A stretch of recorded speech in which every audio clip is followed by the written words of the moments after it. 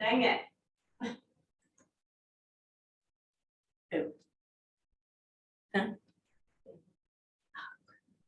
Hey, David.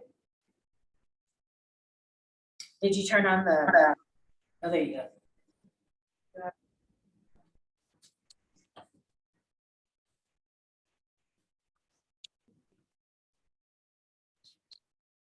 Has Anthony been showing up?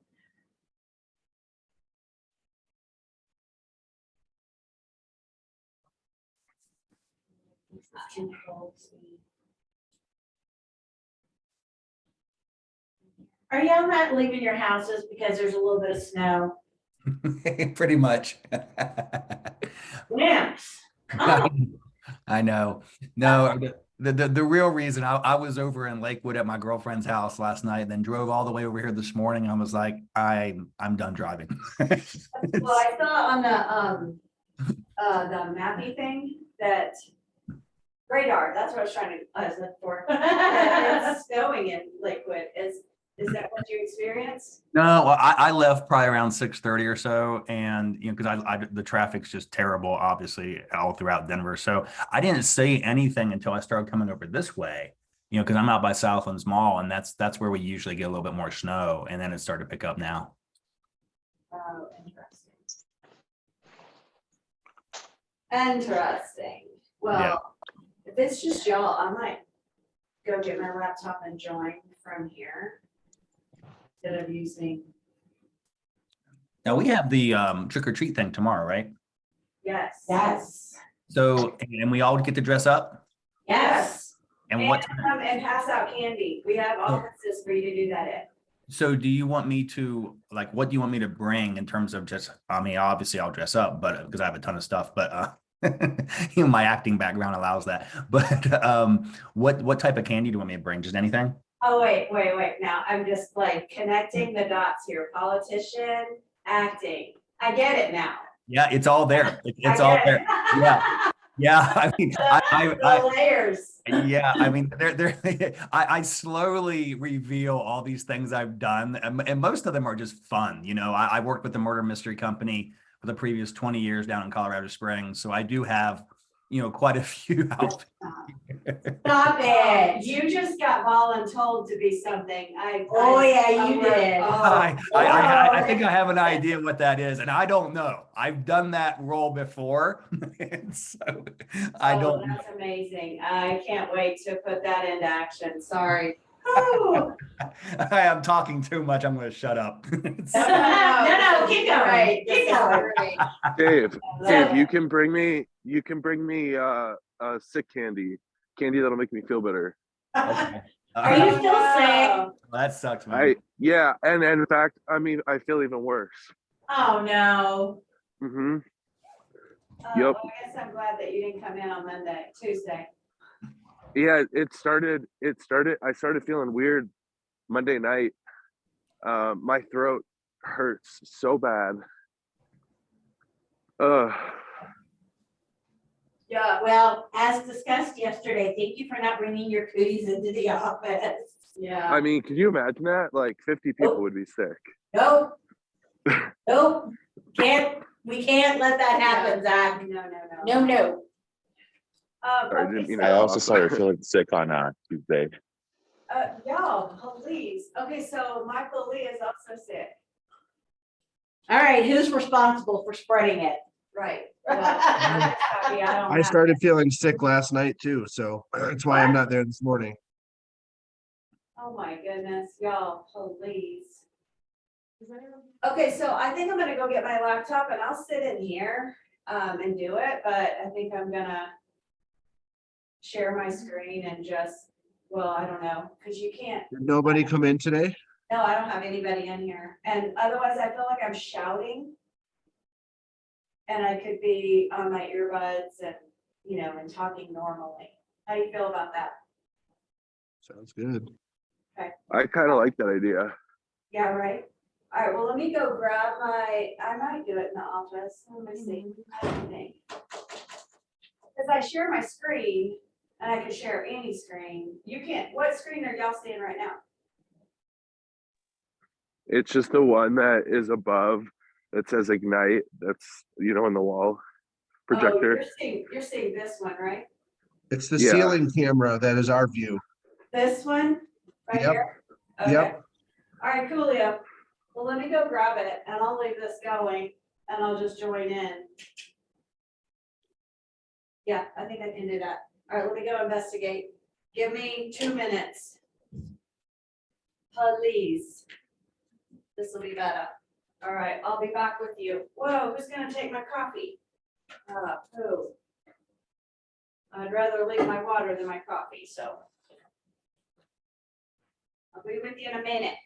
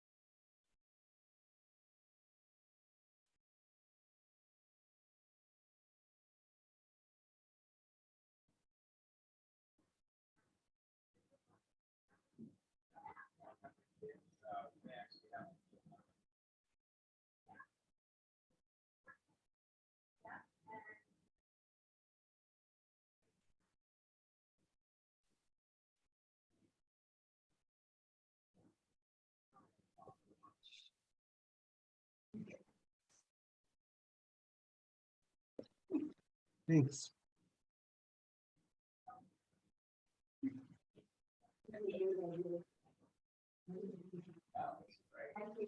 We flip that light right there. Yeah. Thanks. What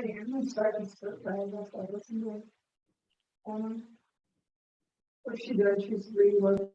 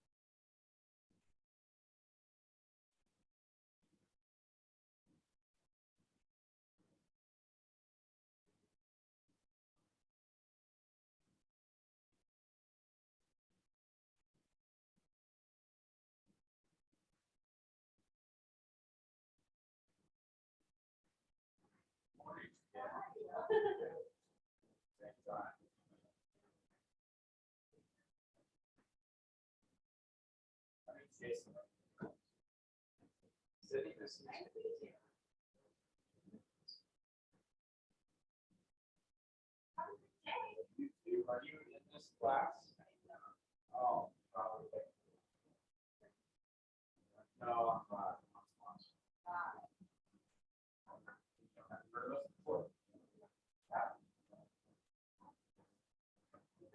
Meeting on demand, so all your. Anytime.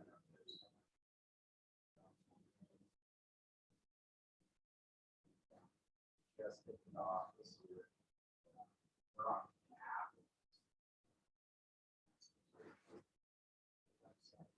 That's for us. Okay, can y'all hear me? Yes. Yep. Yep. Nobody can hear me. I hear Is that you. what we're saying? No, I hear you. You can't hear us, That's the maybe. problem if you can't hear me. No, We we can can hear hear you. You can't hear us? Nick says you can hear me. Okay. Yeah, I think you just weren't hearing us maybe. Yeah, can you hear me?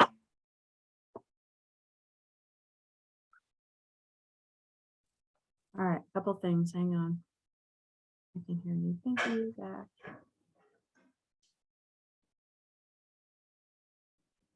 Okay, while I get my PowerPoint, going, I was gonna tell you about Trick or Treat Street because Dave was asking about it a minute ago too. And we are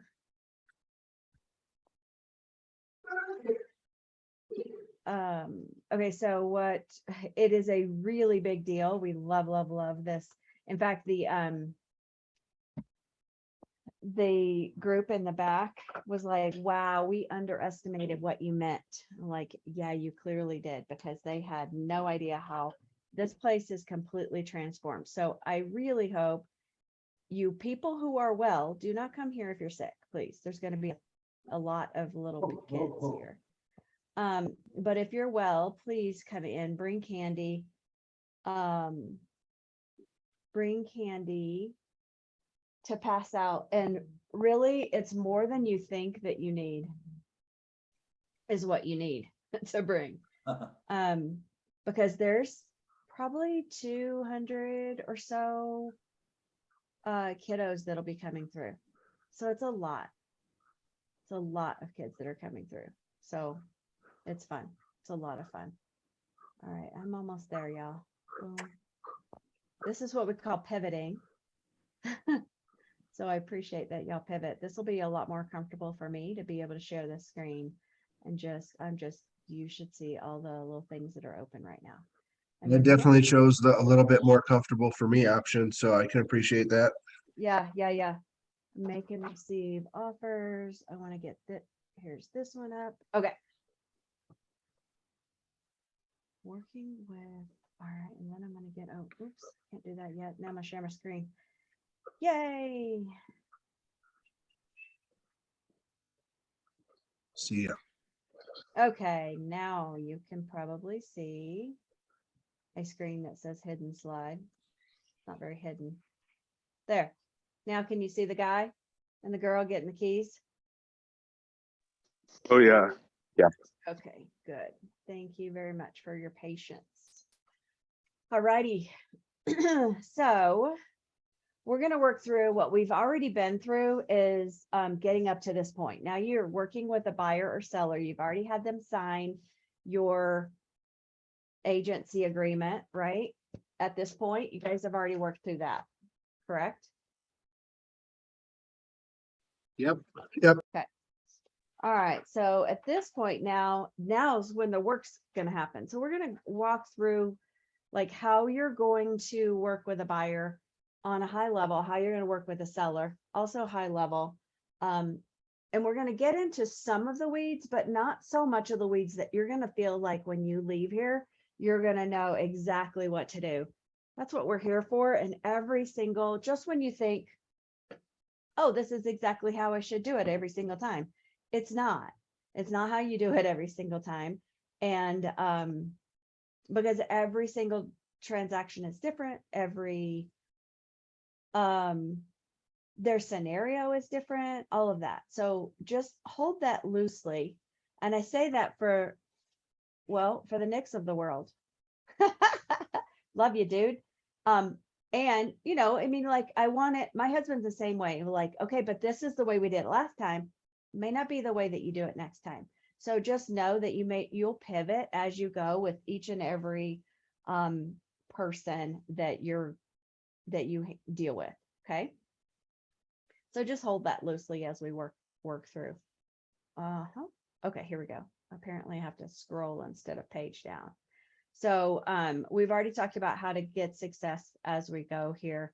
But every top producing agent we've worked with has a deep and almost inherent, look at it, it's all where I can't say it, sense of service. And they have a servant's heart and a place in their buyer or seller real estate experience above all else. And they're always thinking service. So that's what we're going to walk through. And what service, I'm going to talk a little bit from experience. What service will get you in trouble? Okay. how is that possible, Gwen? How could you possibly get in trouble by serving people? It is in fact possible. How do you think that might be possible? Anybody want to take a guess before we even get there?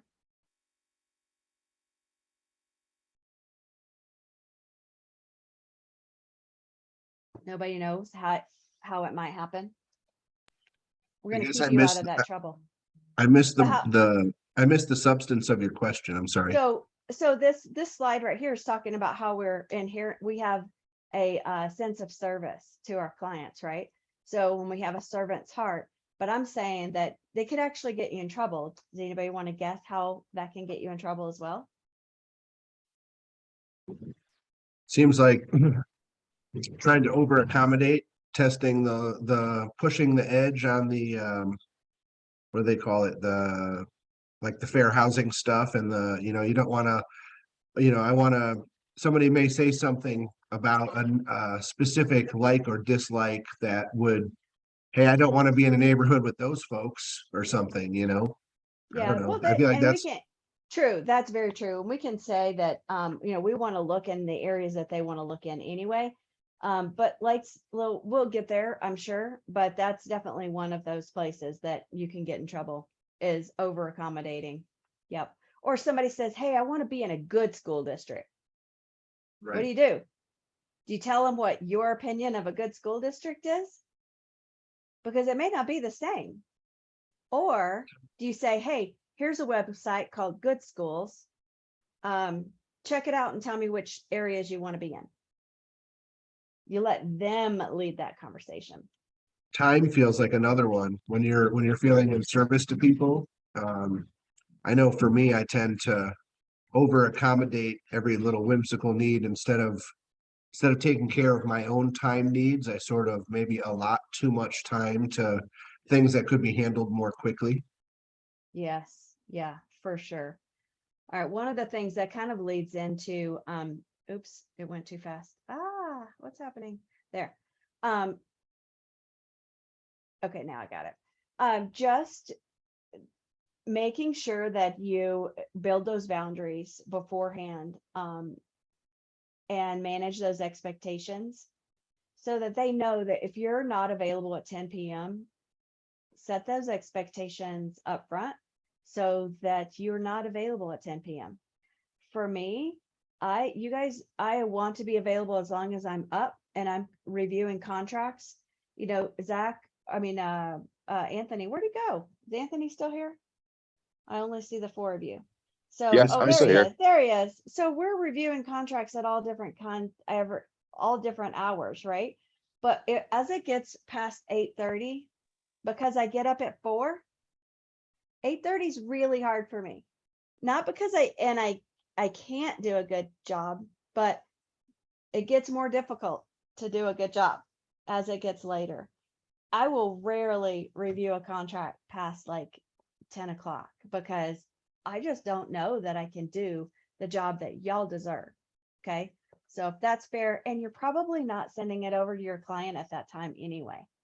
So I can finish it up the next day when it's at 4 a.m. And if you're available to me at 4 a.m., then I can be available to you at 10. How about that?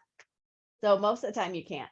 So you Can just I want to ask- set those expectations up front that make sure that your clients know exactly when you might be available for them. What was that, Nick? So far, the 2 offers that I've written have been like, I'm trying to get them in before midnight because it was in that very hectic 20 offers coming in all at once kind of stuff that was happening a few months ago. Yeah. Is that kind of cooled down a little bit? Is it acceptable yeah. to tell a listing agent, hey, we're gonna have an offer in tomorrow morning? And just kind Yeah. of leave it at that instead of trying to I mean, I've had Ricky on the line at like 11:57. We're almost done. Let's get this thing in before midnight, Yeah. If you need stuff that in the wee hours, that's Ricky. If you need something at 4 a.m., that'd be me. Ricky's not even in his body yet before 8. Yeah, me neither. Me neither. Yeah, for sure. So that's good. We'll cover all the 24 hours. But yeah, that's pretty much cooled down now, Nick. That's a good point. All right, so you have 3 different levels of service.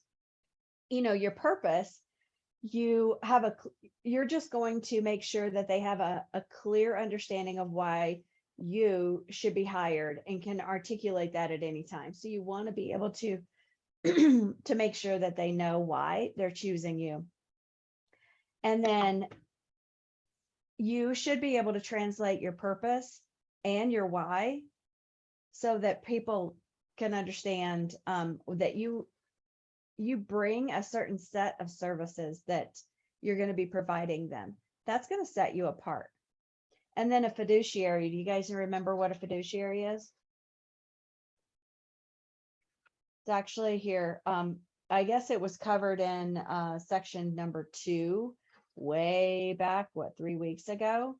So, well, let me go this way. So a fiduciary, or let me look at the functionary, is when you have a specific task relationship with your client. You know, so you do a job by just dotting the I's and crossing the T's. That a fiduciary is in a high trust relationship with the clients and always put their client's best interest at the forefront, even before the agent. So, for example, you've got somebody, Anthony's working with, you know, somewhat of an investor right now, and he's wanting something super cheap, on the cheap. I think he's on the cheap. So Yep. So if he walked into a place, it was like, okay, this dude, you can get this on the cheap, but he can see that that support beam in the basement has some movement in it, and you can see where it used to be and now where it is. He may, as a functionary agent, just go, okay, I can make this offer, sure, check, check, check, check. But if he's a fiduciary, he wants to point that out, right? So that's your obligation, is to be full fiduciary in the agency agreement, correct? So we'll talk here a little bit about the dual agency, but only in that you don't get to do a dual agency. You can't bring fiduciary to 2 parties in Colorado. I don't know how you do it in any other state either, but in Colorado, you can't do that, remember? So you're going to have to be a transaction broker if you want to pull in both sides. Do you guys remember that? And how do you feel about transaction brokerage? Isn't that kind of a little bit of an invite to a commission audit?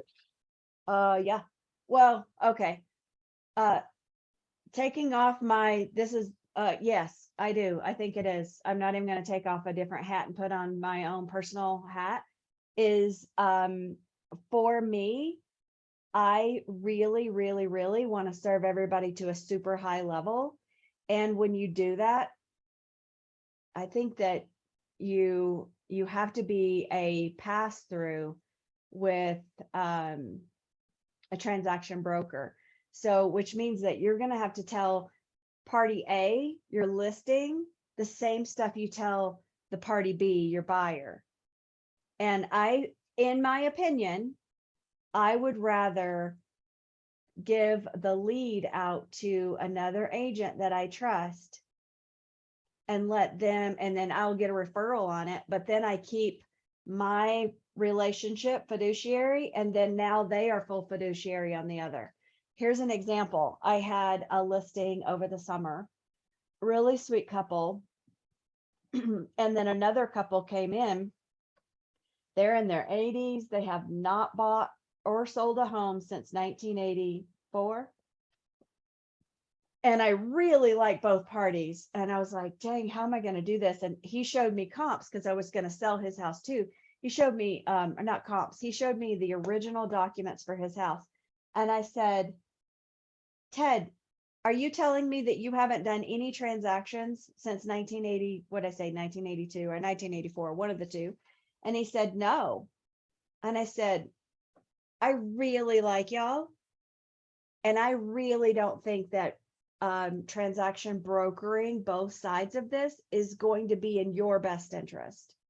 Can I get you an agent that I like and trust to make this offer? They had not won the offer yet. And so I called Ricky And I said, well, you do the other side of this transaction, start talking to them. So I had to stop talking to him about my listing because he would know more information than he should know. So he handled that, made the offer. And I had to, when I presented my offer, I had to let them know, I have talked to these people briefly. I know a little bit about their situation. I'm going to, on purpose, make sure that what I tell you is exactly the same thing I know about the other things, the other people. And they agreed to that. And then I presented them that offer and they ended up choosing that offer.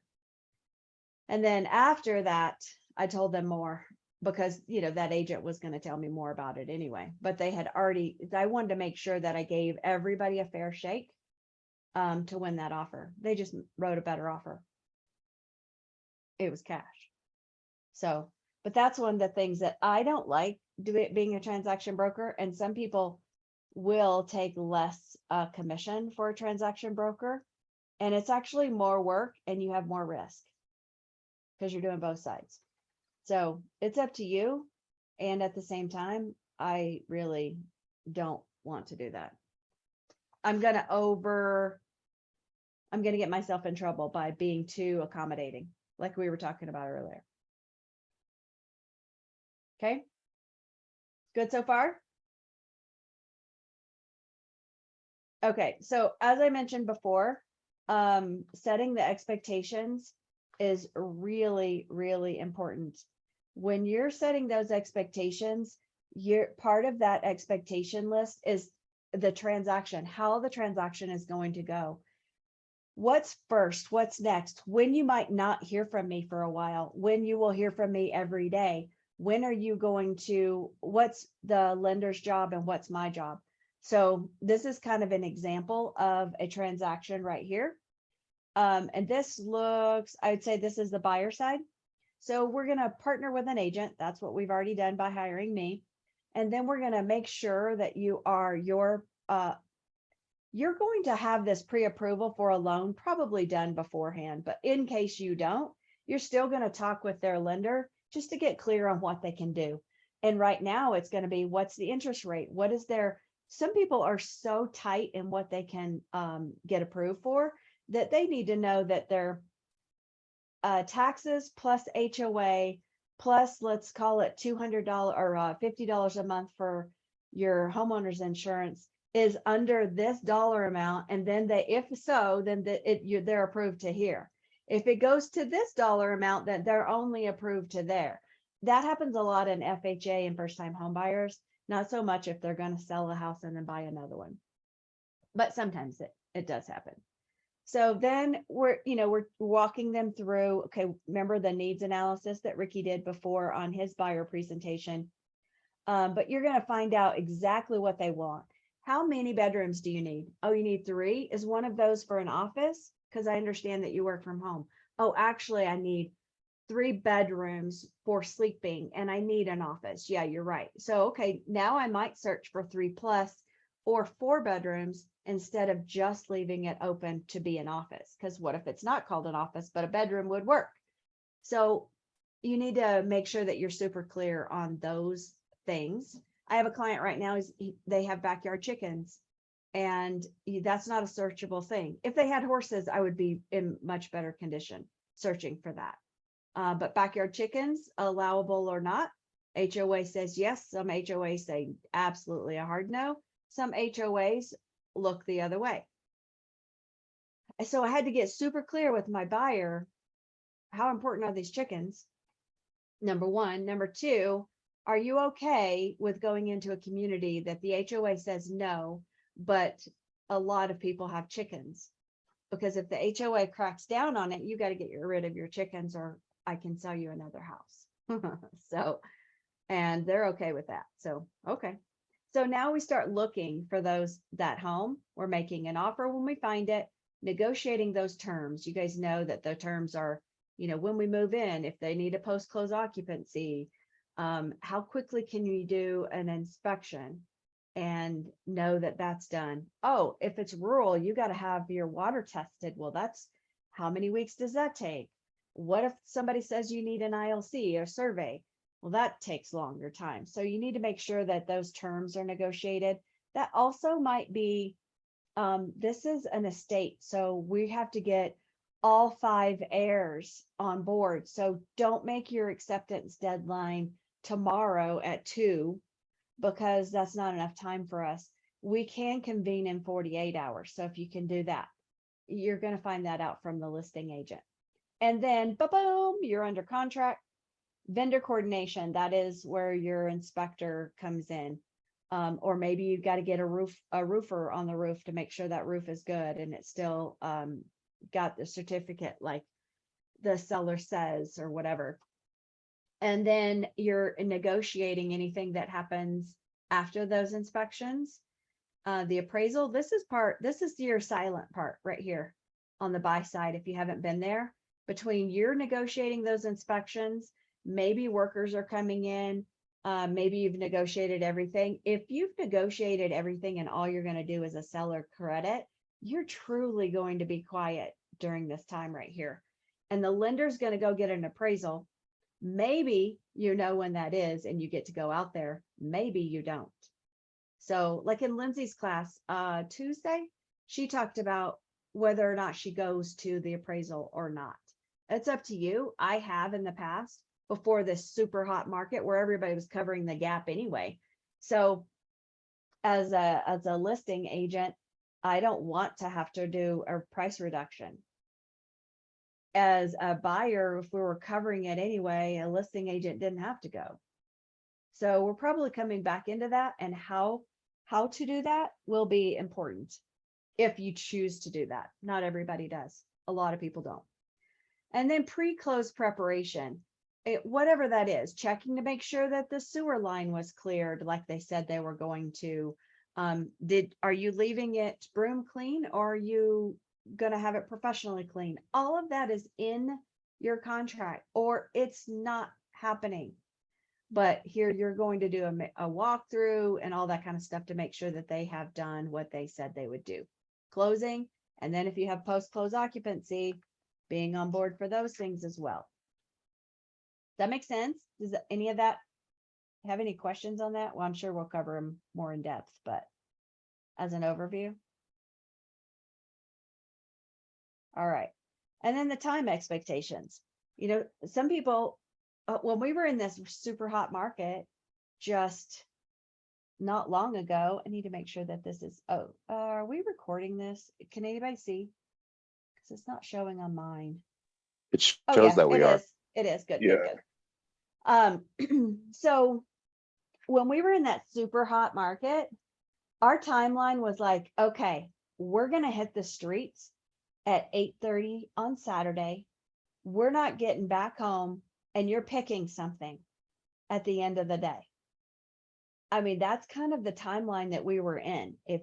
And we're picking, maybe we're picking first, second, and third, and all offers are getting prepared, not sent in, but prepared, and we're ready to roll. Which one's your favorite? Why is it your favorite? All of that. Now your expectations are, okay, so you may have a lot to choose from, and you could go home and sleep on it. It's completely different now than it was in May, June. So you're just setting those expectations with your client. Okay. And then document expectations, same thing. If you have to do, whoops, one more. If you have to do any sort of appraisal waivers, or if there's lead-based paint and that kind of stuff, I do those as we go. Like, I don't talk about the documents beforehand, because that's really my job to make sure that they get all the documents in that they should. And we'll talk about it as we go. If we enter a house that was built in 1952 with popcorn on the ceilings, I will make sure that they know, okay, before you start scraping that off, because they're already talking about it, you need to have it tested for asbestos.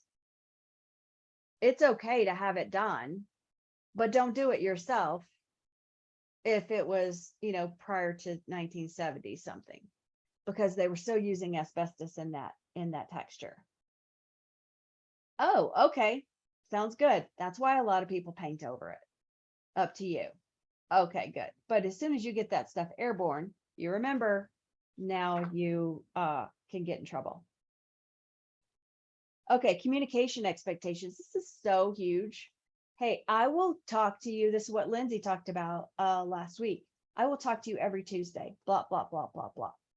The more you do this and stick to it, the better your life will go, honestly. And get used to it. Do it over and over. If the lender's calling every Tuesday anyway, maybe that's it when you do it, because they expect to hear from you on Tuesdays, whatever that date is. But just do it. Just talk to them often. And I like sometimes, like, I'm friends with a lot of my clients, so I'm texting the wife all the time. You need to put them both on a text, even if maybe one spouse will never answer you. They were told. That way you don't get into trouble with, oh, you're texting my husband. Okay, y'all, everybody's a dude here. All of y'all are texting the wife only. That could be problematic. Same for me. I don't just text the gentleman. Okay, text all parties. I had one that was a co-signer. Mom and dad were co-signing for recently divorced buyer. So I just texted everybody so they knew what was happening, unless the buyer told me not to. That's just how it went. And it Yeah. worked out well. Hey, I think that's a great point that you're making. It's something that you don't really think about because you're just doing your job. But oh my God, in this era of social media and text Yes. messages, especially text messages. Yeah. Yeah. Excellent point. So another thing that, since you brought up the text messaging, Dave, is I am known, unfortunately, for texting as I'm driving. I may text y'all as I'm driving. I am not going to text my client as I'm driving. Voice texting. I don't know. I don't sound Southern anymore. I don't know what happened to my accent, but it's long gone. It's been a long time since I was 19 living in Alabama. Unless we're at the, happy hour, and then you'll know I'm from Alabama. Okay. Keep So telling yourself that, Gwen. what? That I don't have an accent? Yeah. But somehow that Google lady, she has no idea what I'm trying to say. No idea. And that is, like you said, Dave, that'll be screenshot and on social media if anything ever goes sour. Oh yeah. It's a bad day and you didn't mean to say what you said. Read it, look over it, punctuate. A lot of people do the RN for right now. You have to know what that is. So Zach and Anthony, y'all know. The rest of us are figuring it out. I'm looking at this stuff going, what? Oh, I know what that is. Okay. I have teenagers, so I'm figuring it out. But it's true, right, Zach? There's an acronym, or so there's 2 letters that will mean for a whole bunch of stuff. Yeah, RN, LOL, sorry, God, I sound so bad. BRB, yeah. Yeah, BRB, LMAO, yeah. Yeah. A lot of those, I get those, but some of them I'm like, what? Oh, okay, this makes sense. So just be aware of what your texts are, because right now that will be a favorite way of getting a hold of people. It's quick, it's easy. Don't text people late at night. Even, I don't know, iPhones, I think that you have, you could choose a different kind of messaging app to be able to schedule your text messages. But on an Android, you can schedule them out to be at 8 a.m. instead of, I'm sitting up in bed, sipping my coffee at 4:30. So I'm texting. I do not send them at 4:30. Schedule it out, make it 8. Okay. All right. And then make sure that people know your contingency plan. I go to Missouri every other month. to see my daughter. So my clients need to know who is helping them if I'm not here. Okay. So even if, most of the time I'm still working, so I'm not going to be lecturing you about taking your time off because I don't know how to do that. That's Ricky. That's Ricky's thing. It's not mine. This is just not a boundary that I have. I never have. Sorry. Okay, so then you need to make sure that they understand what the market is doing. And this kind of goes online with the other expectations that we kind of outlined already. But today's market is very different than the market we were in for the last 2 years. And it's definitely pivoted at the end of June, first part of July. Fast, like over a weekend, it was crazy. So you need to make sure that you let them know, oh yeah, that was then, especially sellers. I would say sellers need to know how the market has changed. And you probably went over that in your presentation. You'll need to go over it again. And you'll need to go over it again. And you'll need to go over it again. Do you have any Because- resources? Yeah. For the visual aid kind of stuff, Ricky was showing us a little bit how you can screenshot some things off of the MLS to share with them. But Yeah, just like 2 months ago, you were on market for 3 to 9 days. Now you're on market for 30 to 45 days on average. Yep. yeah. Like I highly suggest, and y'all can start using mine so you have back data, because when you start tracking data, the hardest thing is you had to draw a line and start tracking it from that day. And what you really want is back data. And I can give you that. I've been doing tracking since May. No. Yeah, probably April or May, somewhere around in there. And so I'm happy to make a copy and you guys can start tracking your own data, and I can show you how to find that data and fill it in the exact same way that I'm filling it in. So your data it's the same. If you want to track different data, we can do that. You might do community, you might do, Dave might do the Southlands area because that's where he is. That's whatever area you're in. Mine's just the metro area. It's not a certain demographic or a certain geographic area, except the metro area. And partly because my clients are referring me all over the place. So sure as poo, I will get data in a different area than I really need. And metro area is fine. It kind of trends relatively the same. So I can show you that. But that's what you need to know, is that those kind of things are going to be important to your buyers and your sellers.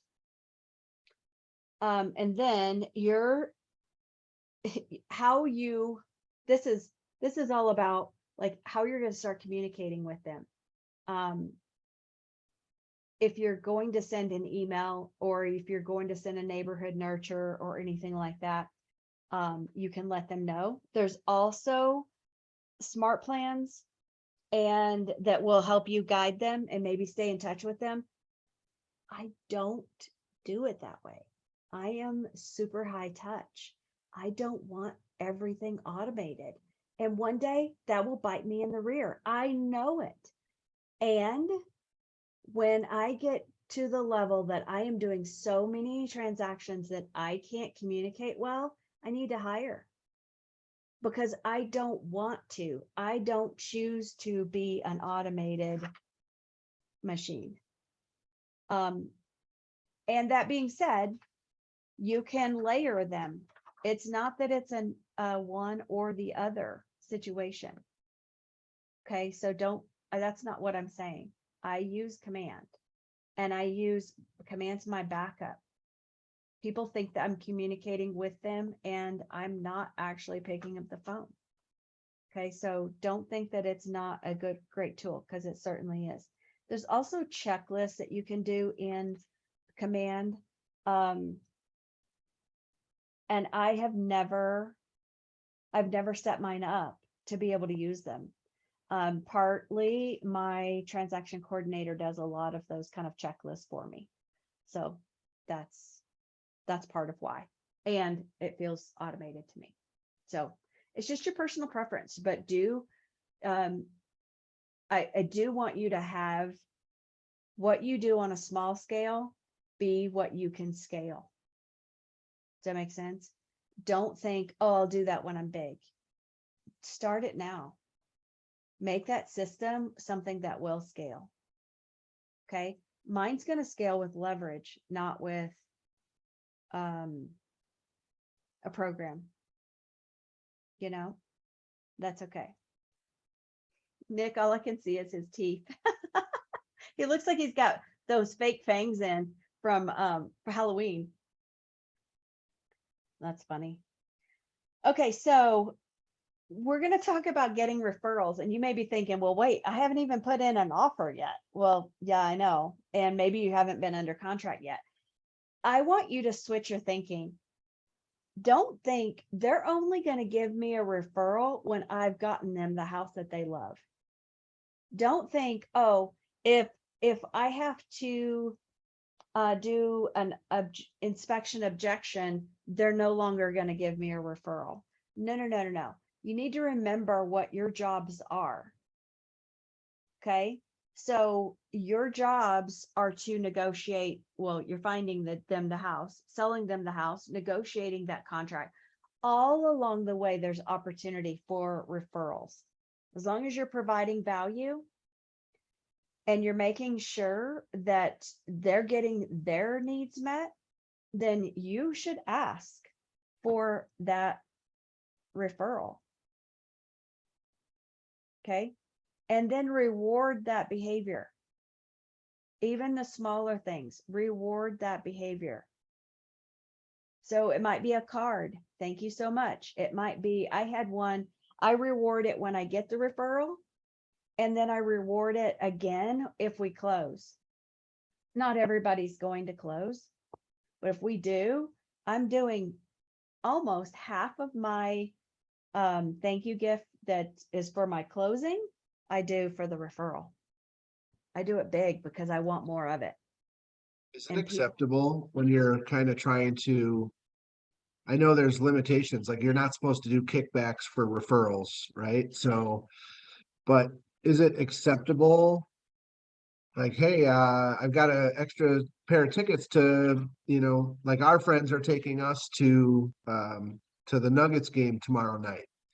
And so I'm thinking about getting the 4-pack of season tickets right behind our friends' season tickets. And one of Yeah. the reasons is so that I can take clients to basketball games, That's one of the things I'm thinking about, but it's not directly correlated to like, hey, thanks for all the referrals. You want to come to this basketball game? It's kind of like, hey, you're doing awesome shit for me. I'm going to do awesome shit for you too, Yeah. Yeah, exactly. I don't think I like to do, like a gift card thing, and specifically thank you for that referral. I appreciate it. Thanks for thinking highly of me, that kind of stuff. And that's legit. That's not considered a kickback. No, a kickback would be like part of your commission. Okay. Yep. Nick, I'm right there with you. I feel like when we studied for the exam, it said any sort of gift card was unacceptable.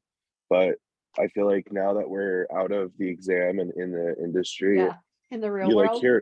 you hear from so many people tell me that they give clients of theirs gift cards like Starbucks or Chick-fil-A or. Yeah, it's not a ton. It really isn't. Yeah. Yep. Now, do I put that all over Facebook? No. I don't. But you want to reward the behavior that you want to see. Right? It's like parenting. It's also dog training. We're We can raising all kids. relate to that. Raising kids and dog training, same. It's the same. All right. So, and then make sure that you're asking for those reviews all the way through the transaction. One of the things that I have seen beautifully done is where you set that expectation. Hey, by the way, I'm going to ask you, there are some key places that are going to be important to me to make sure that your needs are still being met. If I'm giving you a 5-star service, can I expect a 5-star review? Yes.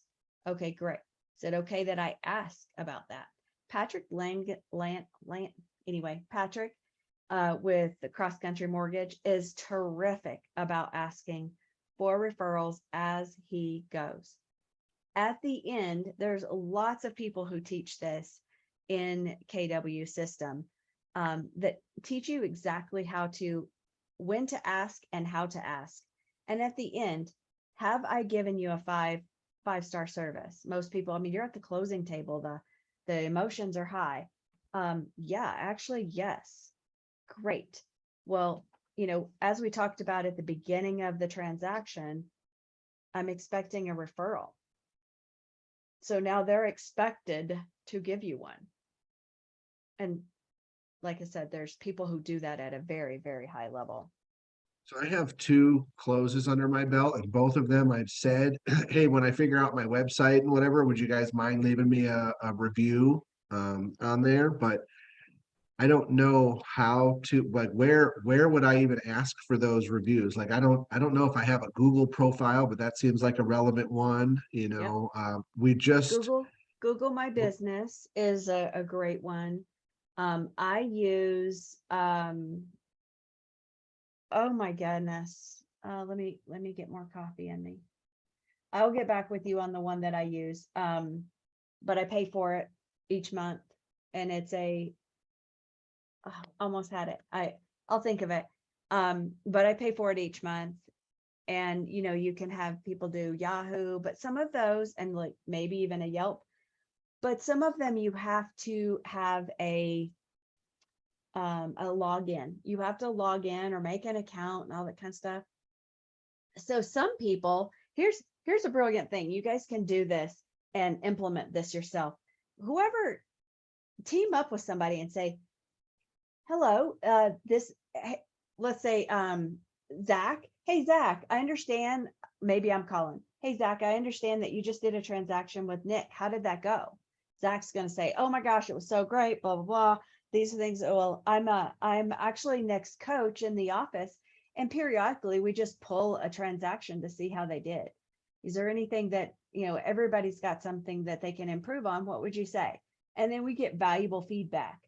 As they're singing Nick's praises, like, you know what, I'm loving this. Would you mind if I type out what you've said and then send it over to you with a few links that you could actually put that on the web, on the internet for Nick, for his future clients? Oh yeah, I'd love to do that. That'd be great. Okay. And then I type it up and then I go, okay, you said blah, blah, blah, blah, blah. So it's I'm writing it as an agent. Is this what you said? Yes, I said those things, because now it's not like he showed me 102 homes. That's not a good thing. What are you doing? I don't want that on the internet. You know what I'm saying? So as another agent, you know how to frame what they just said so that another person will know, oh, that's a good thing. And then they said, is this what you said? Yes. Okay. What is your email address? I'm going to send you these links. 1, 2, 3 links. Just click on them, copy, paste, click on that, copy, paste, click on that, copy, paste. You don't think somebody wouldn't do that for you? so I'm still trying to figure It's out what are those valuable. places. I Well, still I want to figure know, out, you know, but where this are is those high level. places? Right. Well, Google, Yelp, Yahoo, Google somebody. Where do they show up? And I pay for another service. So you could do that too. Because my old broker paid for that, then I just did it.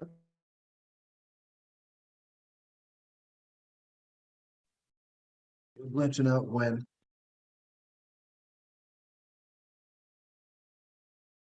What was that? on my end, you're glitching out.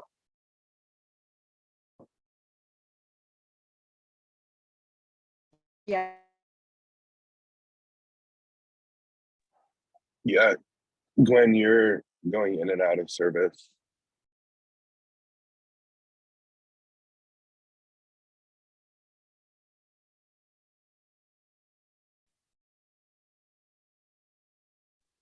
Yeah, I think we lost Gwen.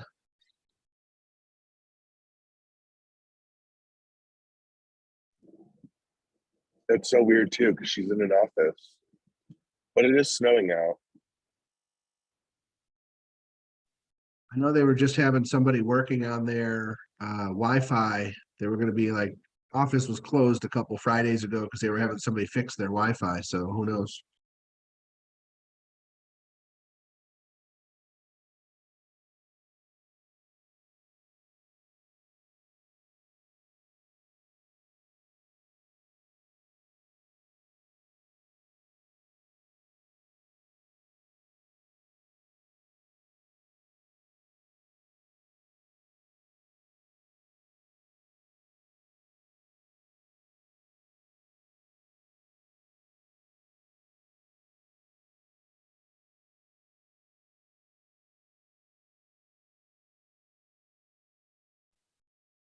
You guys all still there, or is my thing run down here? No, I'm here. Yeah, I'm here too. Gwen just texted me that she's trying to sign back in.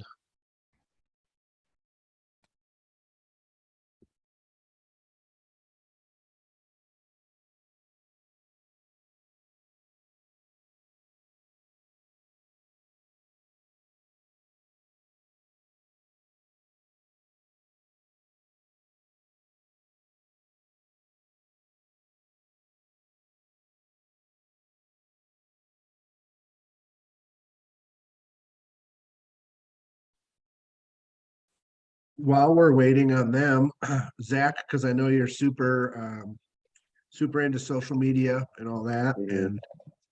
and I'm looking for different sources for relative content.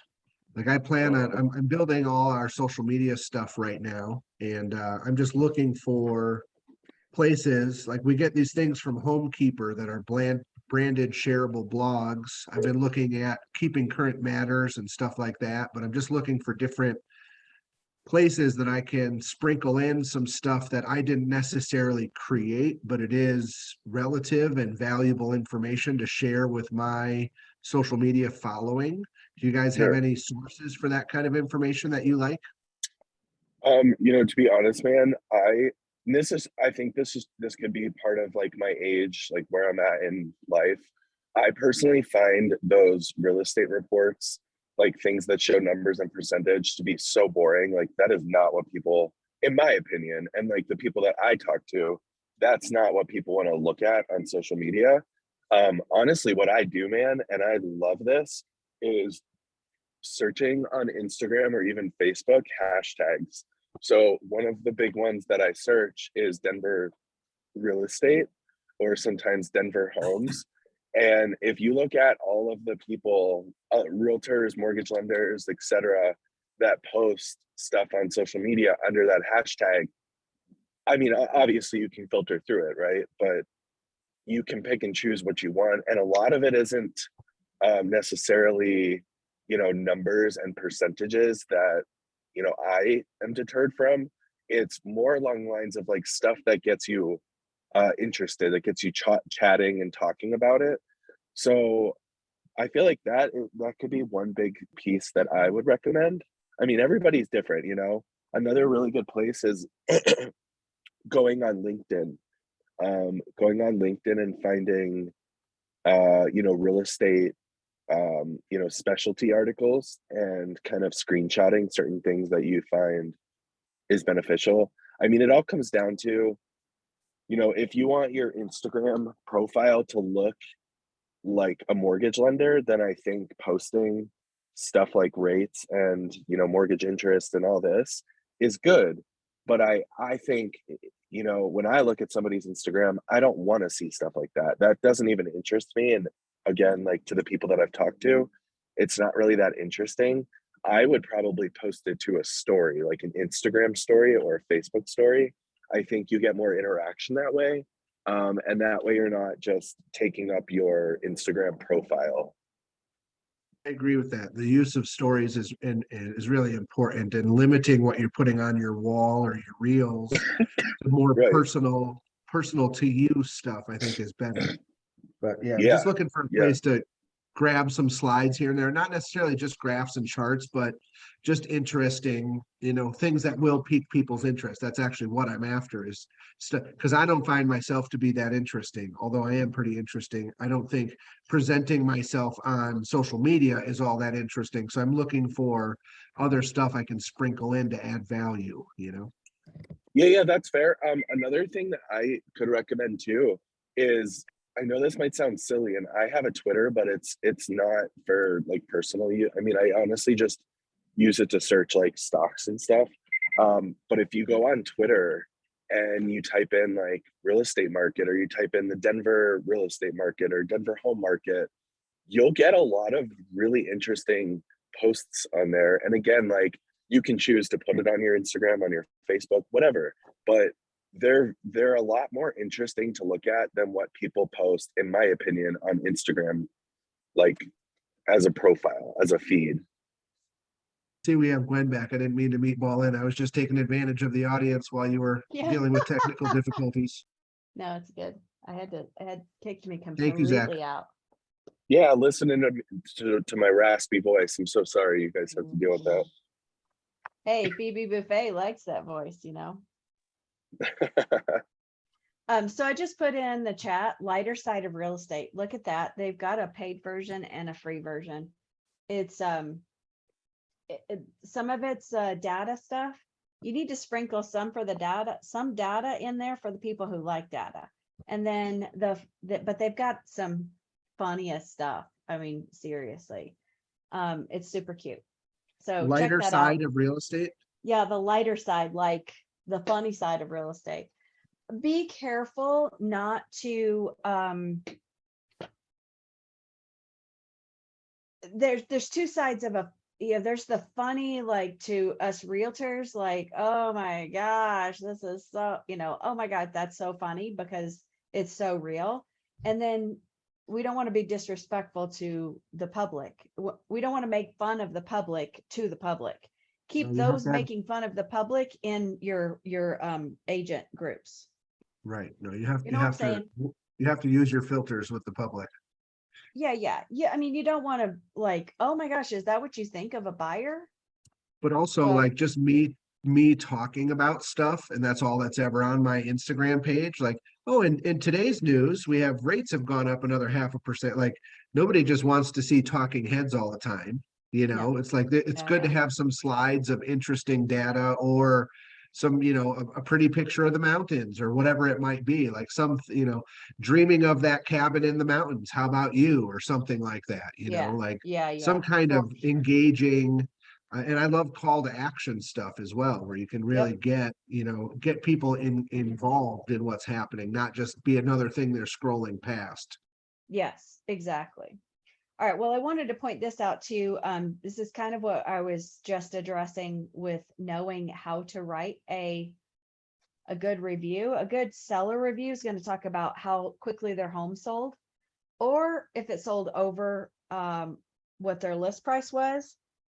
And of course, if those two things, if we're not in the market for those two things to be a thing, then what was the service like? So maybe it didn't sell fast, but Nick was super communicative all throughout the process, kept me updated on what the market was doing, let me know that then what the neighbors' houses were doing, if they were moving. I moved faster than my neighbor did with a different agent, all those kind of things. It matters. And the date that they go on and that are posted will matter to the general public. Does that make sense? Because back in, I got 200% more than the list price. If it was a year and a half ago, somebody's going, yeah, well, who didn't? If it is 4 years ago, somebody's going, oh my gosh, they know the market. They know how to actually market a house. All right, so and then the buyer side, you know, maybe you found the house really super quick, maybe too much. Maybe you negotiated a great price. Maybe you suggested a mold test and found out the entire house was infested in mold and got them out of a transaction. That also could be a service thing. So just make sure that you get, if they are a buyer, get a buyer side. If they're both, you want a buyer side and a seller side. So you could capitalize 2 reviews for that. All right, do you guys have any questions before we move to the next area? I feel like my little connection snafu put us a little bit behind, so. Anybody? We made good use of the Okay. time. Perfect, awesome. All right. So now we're going to talk about buyers a little bit. What buyers are wanting most from their agents. What do you guys think about this? When you look at this graph, what comes to mind?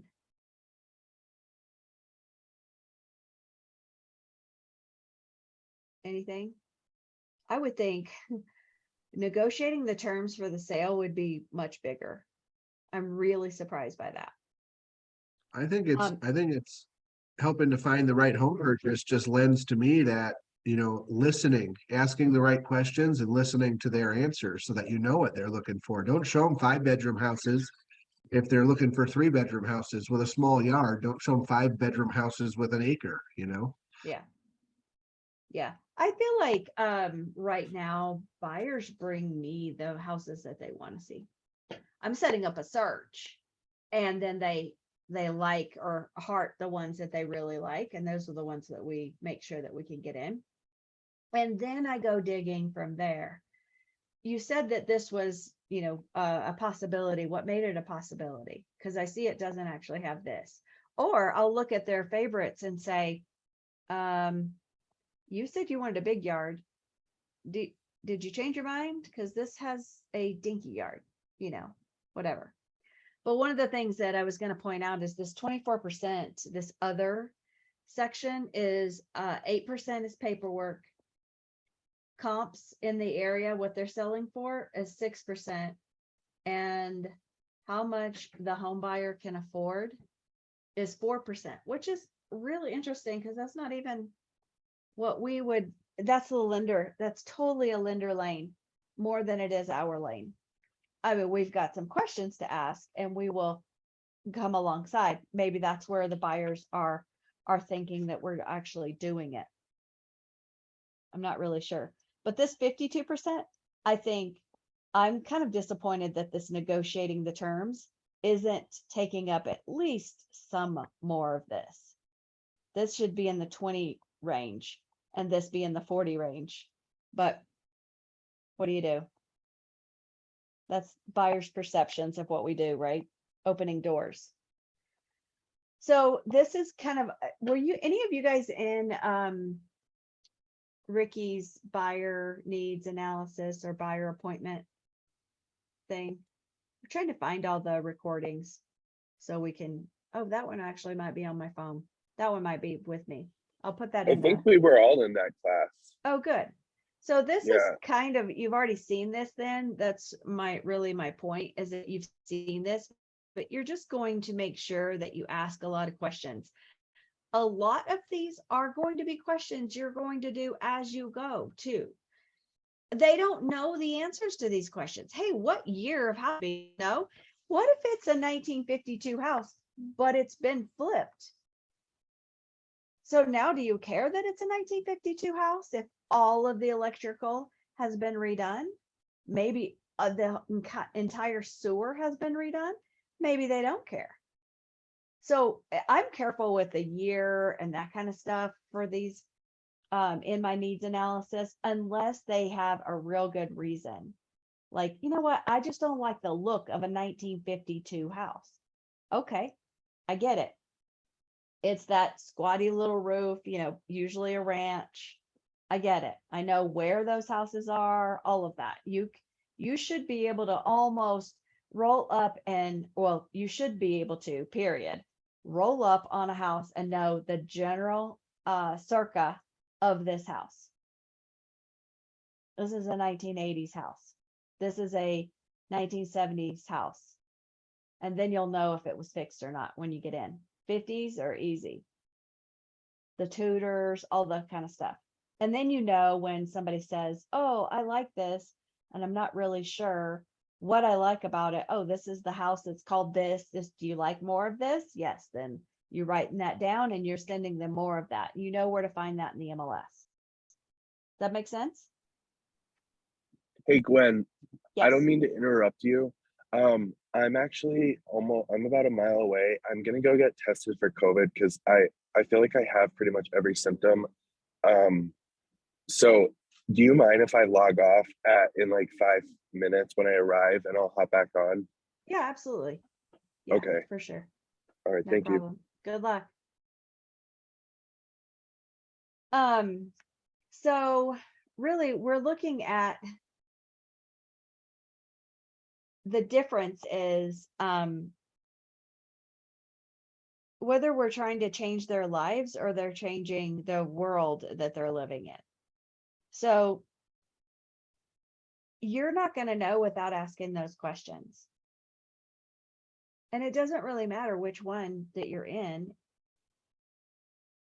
that make sense? So it depends on what their needs are, what you're ending up with.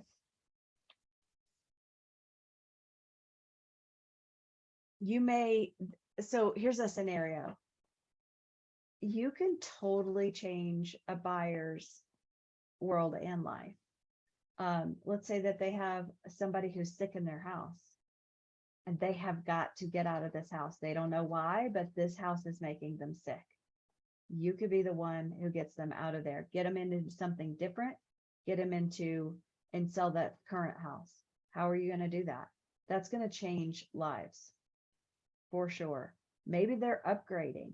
Maybe they bought into an area that you knew because of the reading that you do. You knew that this has a very high potential for appreciation. And in 3 years, they made bank in a regular market, not just in the market we just left. So we have a lot of responsibility as agents. We don't know if we're changing, how we're changing their lives for the better.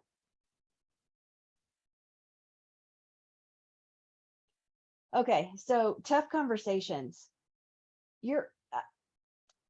This is your responsibility. As the slide indicates, this is your fiduciary responsibility to have those tough conversations, even though they're difficult.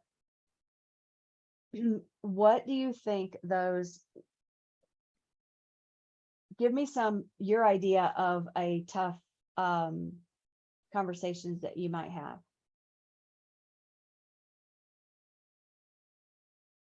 Anybody have an idea?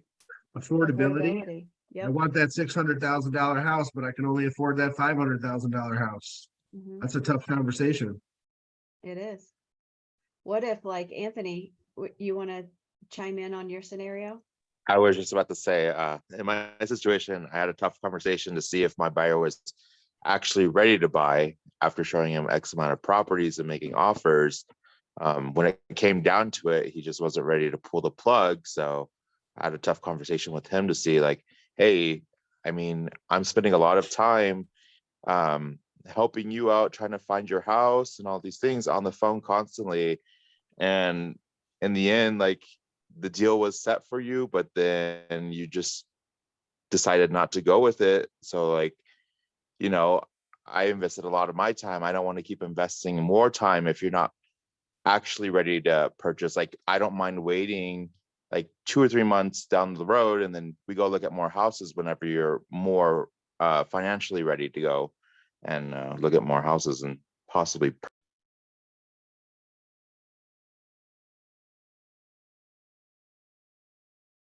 Anthony, you went mute. Oh, sorry. There we go. Mhm. Yep, that was pretty much my tough conversation with my buyer to see if he was Yeah. actually ready to purchase a house. Yep. Yeah. And then you also were looking at what if he could even afford with the rates moving upward. Yep. Yeah. Yeah. He was that's getting very priced out important. almost every week. Yeah, for sure. For sure. I So find it what other pretty kind of frequent. tough conversations do you think you might have? I find a pretty frequent conversation I'm having with people is just the basic sense of affordability of housing in Denver. And I think a lot of people feel, I don't know if embarrassed is right or inadequate or there's some kind of sense of like, well, how am I ever going to do this? How am I ever going to break into the middle class or something like that? You know, I feel like I had 6 different buyers I was working with that were all, I was kind of coaching them along on how to get their income to look right, how to get their credit to look right. You know, I had them working with my credit counselor and working with lenders and stuff like that. And one Yeah. of them moved to Vermont and bought a farm because they could get 20 acres and a house for what they could get a little crappy house off of Federal for, you know? Yep. And so it just kind of felt like, I don't know, there's been a lot of conversations where I'm trying to help people's morale up and be like, no, there is a way to do this, but it might be incremental steps. You might have to look at condos, not single family homes or whatever it might Right. be, you know? Yeah. Yeah, I think that is a tough conversation. A lot of people, especially if they're already in, they're already building a family, they can't go into a 1-bedroom condo right now. They have 2 or 3 kids or whatever, so it is definitely a tough market to jump into, which is exactly why my conversation is always, now is a great time to jump into the market. The reality of it is there are more affordable places to live, and their appreciation is not what ours is. So it's a trade-off. Here, generally speaking, you can get into something and in 2 to 5 years, be able to flip that equity into something bigger and continue to do that. Other places, it's not that way. So it's a trade-off for sure. There are many different areas that you're going to have tough conversations. You're still going to have those conversations around your inspection, in a listing, pricing right, making sure that you've priced right. Hey, we haven't gotten any feedback except for the price isn't right. Nothing that we could put our finger on except for that. Or this house down the street sold and has gone on and off the market already, and you still sit. Those are tough conversations.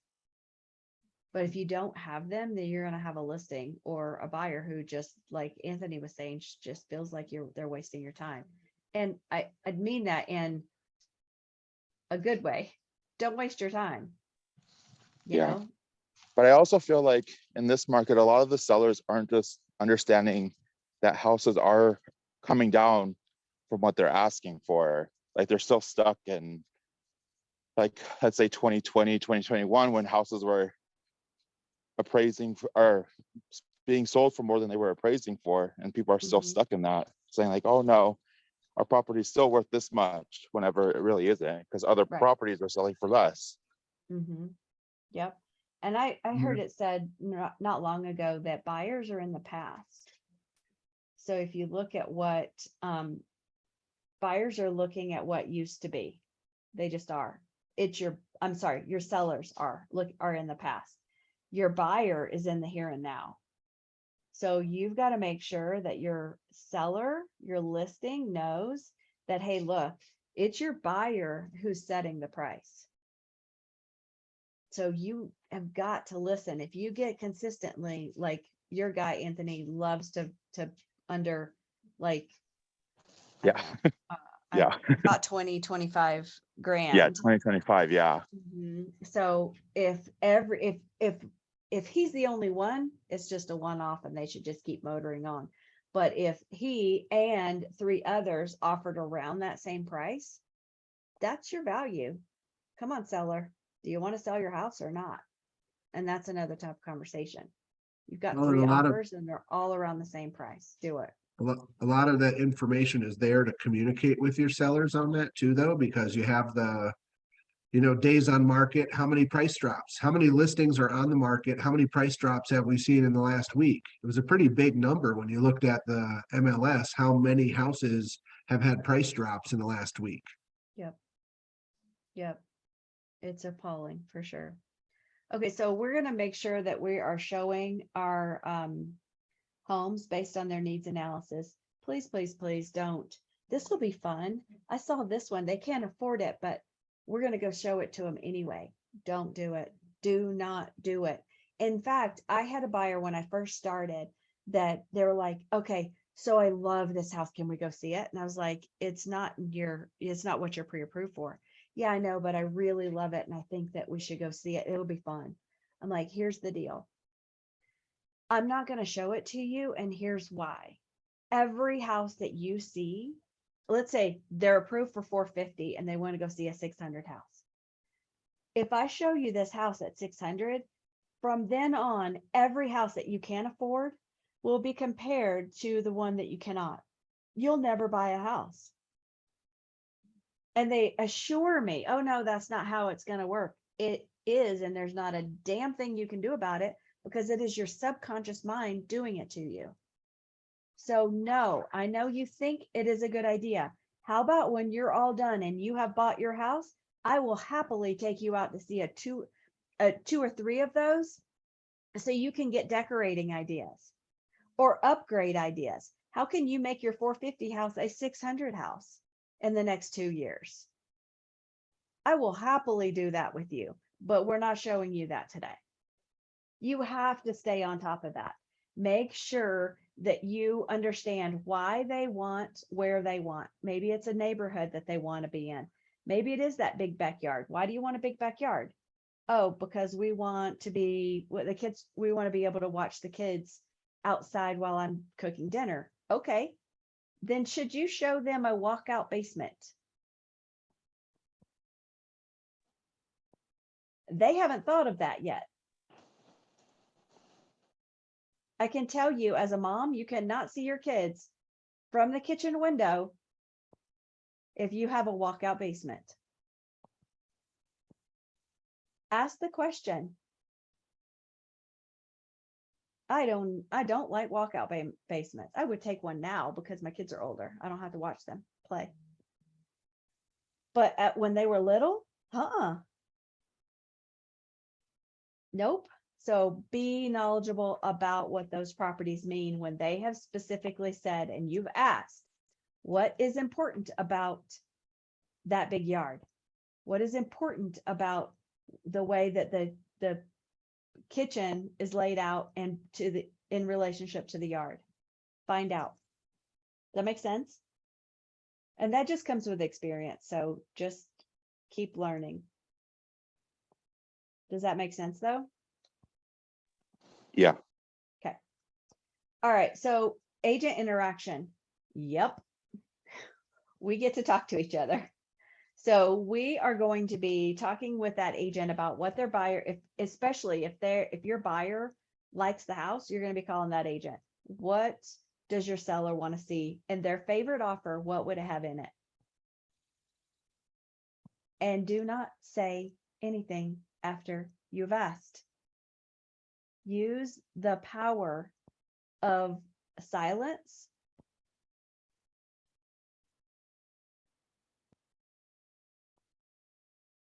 Like now, is this just driving anybody crazy that there's silence? Okay, I want to tell you the scenario. I had a Redfin agent on the other side, and my buyer liked the house. We were talking about the inspection resolution, and I'd be damn if I was going to talk first. I laid out the scenario and I shut up. We went 3 minutes. Neither of us said anything. I was like, I am not losing this. I am not going to lose. And he talked first. so good. I seriously think we would have ended the call just like click, nobody talks. But I was not going to be the one who lost that whole scenario. All right, I'm going to go through this relatively quickly because I think that this is some of these things are pipe dreams. I'm just going to tell you. During COVID, I carried a little 8x11 type bag. Oh, I might have one here. Yeah, I do. Okay, can y'all still see me? This bag from Whole Foods. It's Yes. a fabric bag. Okay, so I carried that with hand sanitizer, the wipes. My flashlight is actually my stun gun. It has a very powerful light and it's better than my cell phone light. And happens to be a stun gun too, so don't jack with me.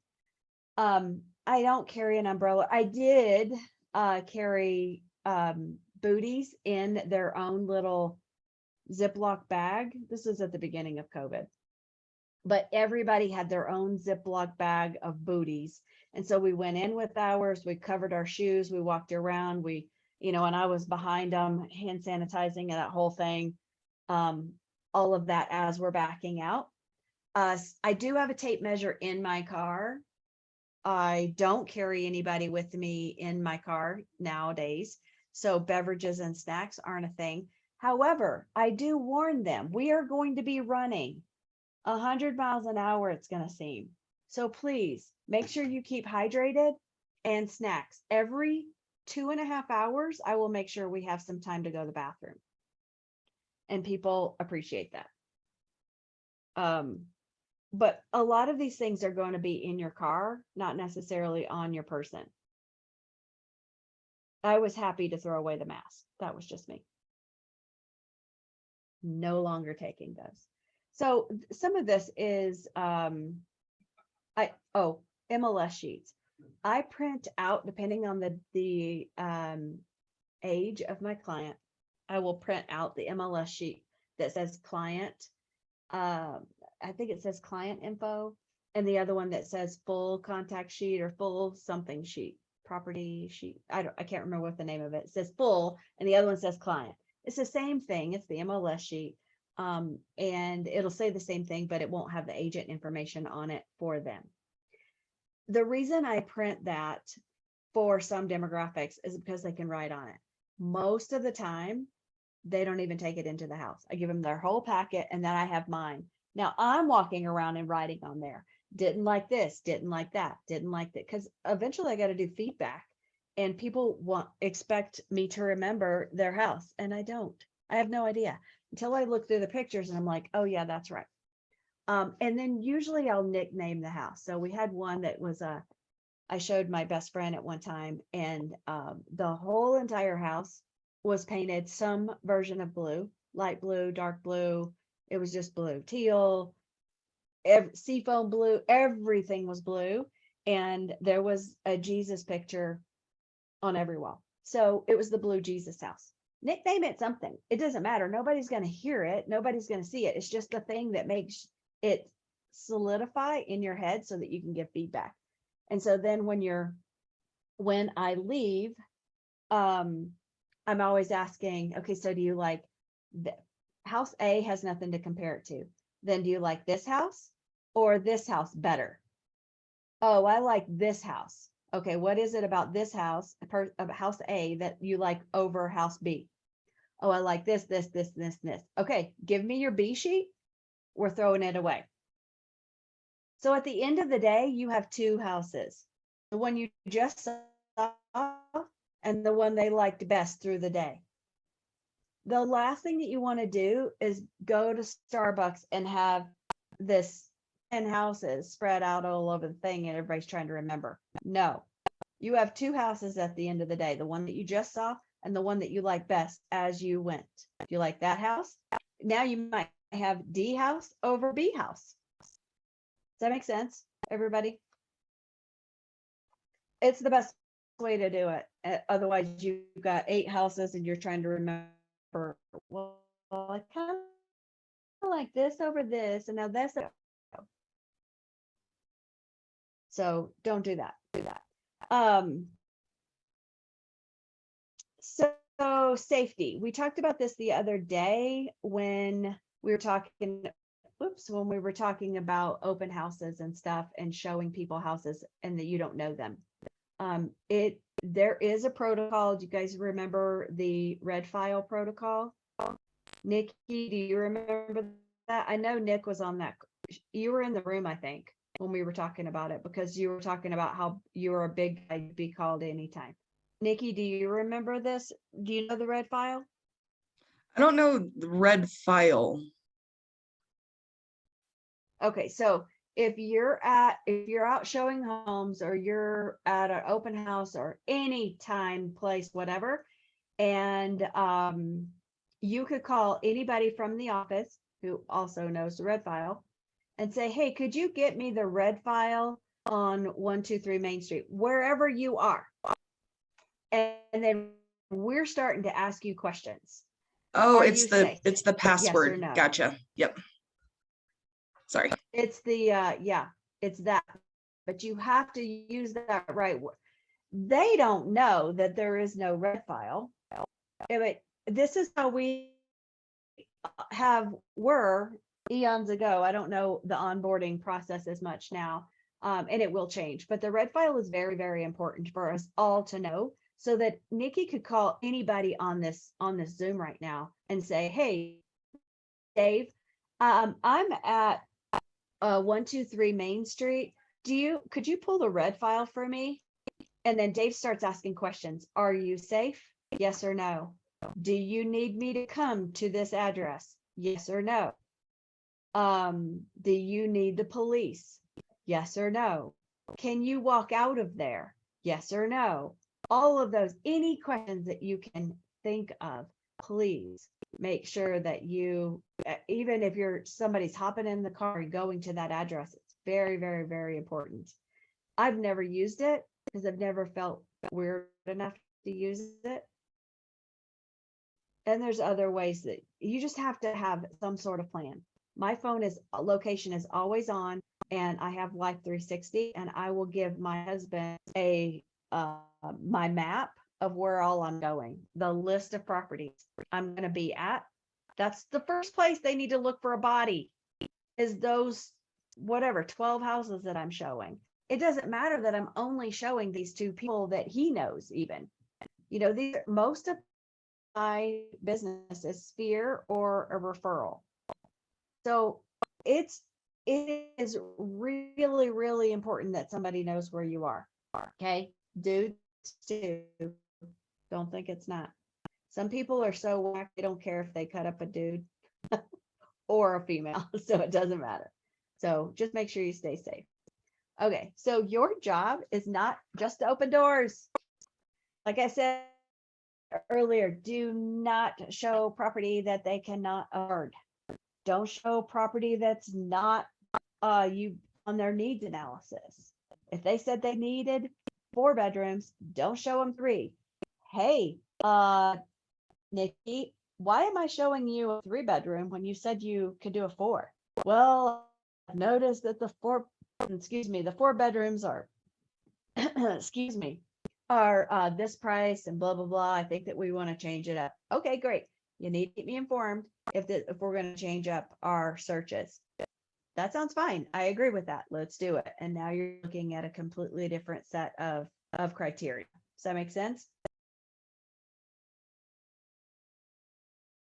And everybody said, yes, it makes sense to me. Sorry, I have you All muted right. so you don't have to listen to me eat. That's all right. No worries. Okay, so somebody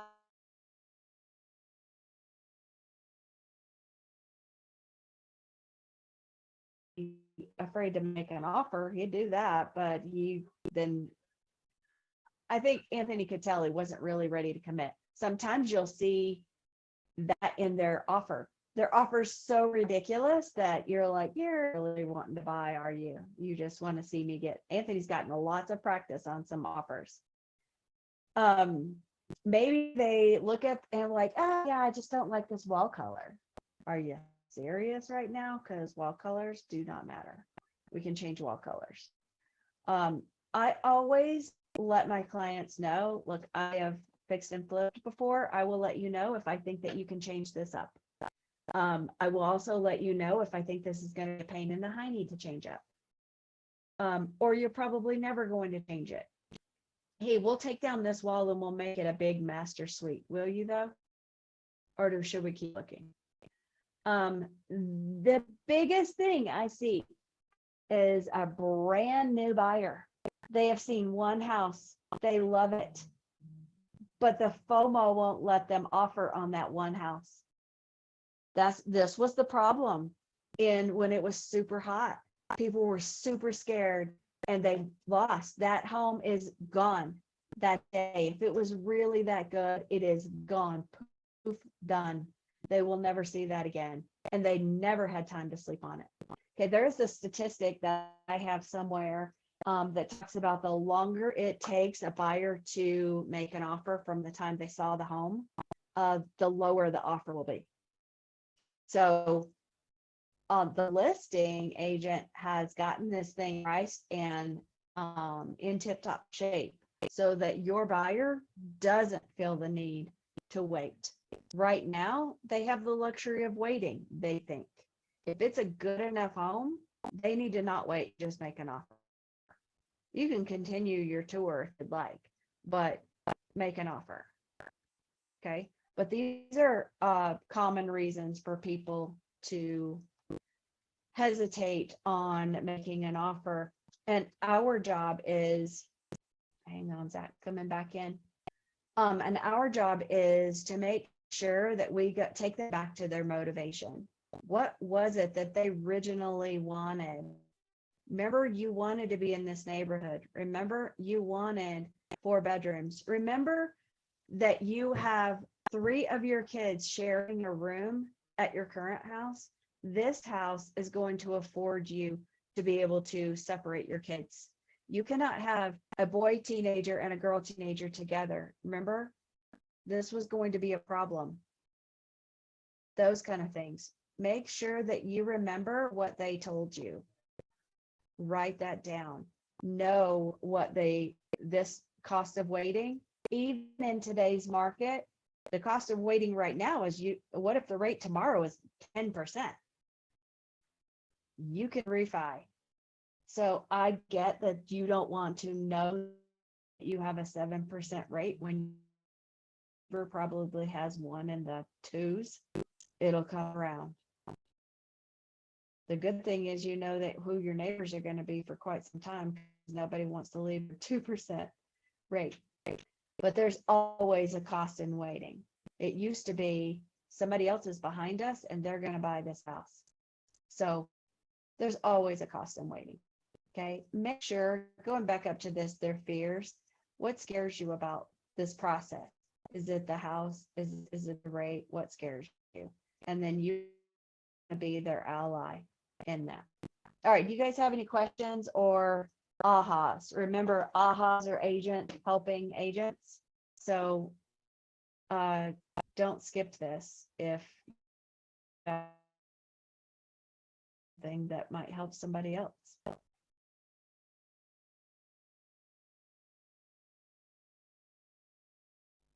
Anybody? Nikki.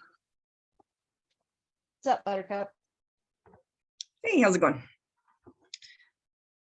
So I like the idea of, and Ricky even mentioned it yesterday, and I was like, I haven't done this. I like the idea of giving them the full packet immediately, and then say which one, and then, okay, give me that paper and then throwing it away, because I've just had them, I give them to them like as we're going into each house, and then I have them number it, like, which one do you like better? And I don't take it back. So then they still are contemplating on, oh, well, was the room on that one really too small, or is it something that we could live with? So I do like the idea of, nope, that's out. Remember, you didn't like that. So that's not even like on their mind anymore. Fine. Yeah, so if they did need to go back because they were like, yeah, but remember, somebody's like, oh, that room was actually bigger. I remember that now. Okay, then do you want to switch it? And now I'm doing that on my sheet. A Mhm. lot of my buyers, unless I was able to grab that paper and rip it for them, they would not do it. But so it's a hard one to get people to do, for sure. Another point Ricky made, which I really liked yesterday in the similar example, is rating the house. Like, all right, is this the best one we've seen so far? And he likes to take people to the house he thinks will be the best fit for their search first. So that everything after that, they're kind of comparing to the one they saw first that is most likely to be the one that met all their needs, check the most boxes, so to speak. And then you can always Yeah. say, well, was this, was the red house, is that still number one? Or do you think the blue house is better, or whatever it might be, whatever your example, to your point, the Yeah. blue Jesus room, right? So, Yeah. but kind of constantly keeping them in a perspective of like helping them to maintain perspective. Because I've heard if you look at more than 3 houses in a day, your client will start feeling like, I can't remember which one had that little bathroom I liked on the first floor, or whatever the detail was. Mhm. Yep. Yeah, for sure. And you're making those notes too. I don't throw away my sheets because I need to do that feedback. So if they ever needed to go back to a different house, they're reconsidering it, I said, I can't get away from that backyard. I love that backyard. Okay, I totally get it. Is, what's important to you about that backyard? Then at least you still have your sheet. But trying to keep only 2 things in their head is going to be very valuable for you, for sure. All right, we're moving basically the same type thing, but through the sellers. Let me check my time. Dang it. Go. All right. Okay, so this same kind of chart. Anything here surprise you? It's kind of surprising to me that it all looks relatively the same. Nothing's more than 27%. The other section that does have the 27% is made up of help find a buyer for the home, help with negotiating and dealing with buyers, and help with paperwork. Interesting. I'm flipping. Hang on a second. I'm going I back ask to in this- that. Yeah. The 16% wedge, Yep. help seller find ways to fix up home and sell it for more.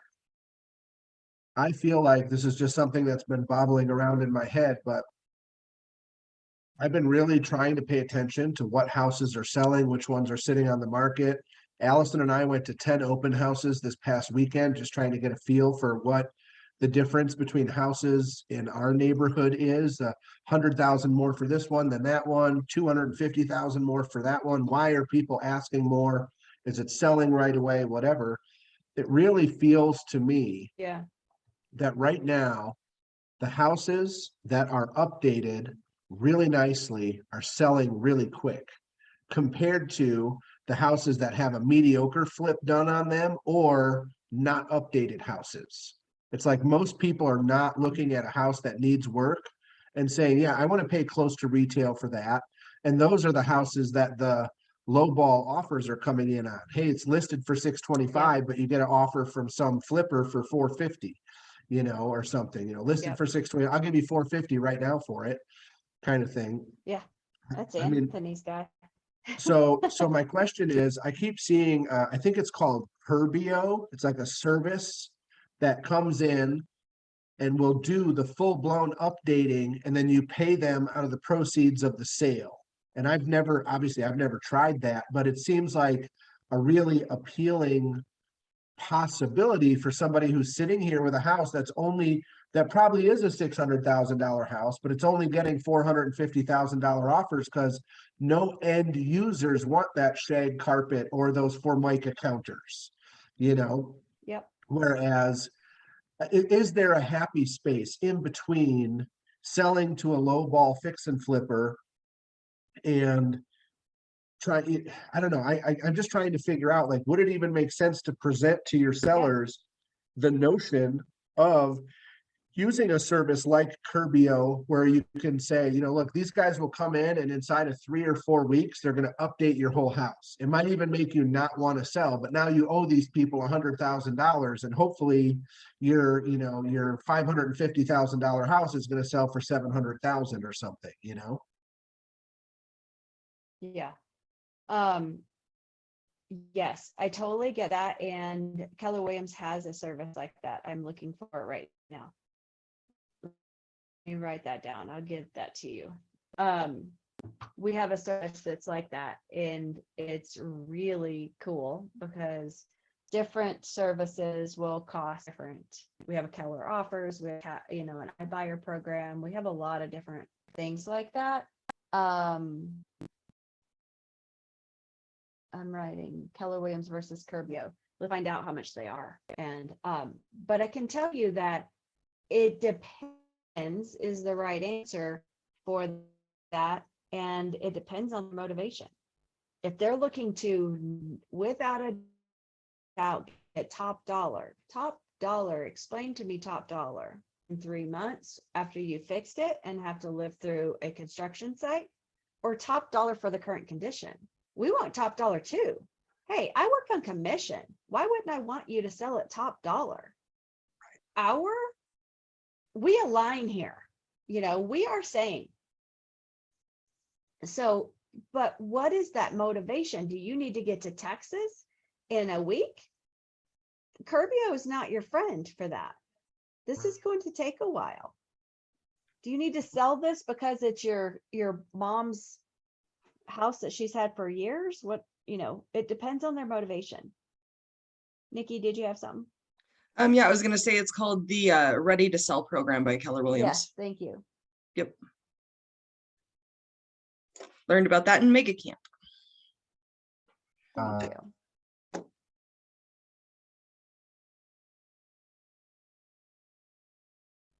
Answer is, yeah, they are going to get a higher price by being fixed, for sure. You can't put a property that already has all the upgrades next to a property that doesn't and not have a price difference between the two. Right. The reason I'm asking this is because as I'm trying to envision my path moving forward, it's likely holding open houses and door knocking around the open house to invite people in with the hopes of potentially meeting a listing opportunity. Hey, I'm getting ready to help sell this house down the block. If you're interested, why don't you come down and check out my open house? And you can have a look in this house. You can see what I do when I offer an open house. And if I could help you sell your house, I would love to, or whatever that script is going to be that I obviously need to practice, right? But the idea being, I'm trying to have a clear understanding of all the tools in my tool belt for helping my potential clients maximize the value of their opportunity, right? Yep. For sure, without a doubt. And that's where we're going to get into that too, is the difference. We have to look at what our price is and their time frame and what they would like to, you know, include in that, what's going to convey. And that is going to come down to their price and their time frame. It's all motivation. Well, even for that matter, conveyances are also their motivation. Whether we're going to change their lives or their world is also that. It comes down to their motivation. We have to stay clear on their motivation. Price and condition. This is what the sellers are in control of, and not much else. You know, in a seller's market, even buyer's market, who's in control once we have a contract? The buyer is. The buyer, the one who is has the contract, is the one who's in control completely. So sellers we need to make sure that we price for the condition. Overpriced. And and I think I keep doing that.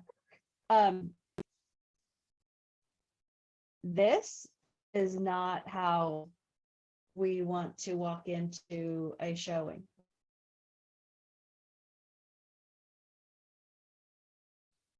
We can attest to that with our house. This is how it looked when we came in for our walkthrough. And the family had already left town. It was like they left. They literally left in a hurry. There was a toothbrush sitting on the counter with toothpaste still on it. There was food on the kitchen counter like this, like plates full of dirty food and stuff. And they had already been out of the state for a month. They like fled the state. We found out later because the wife was being stalked by somebody.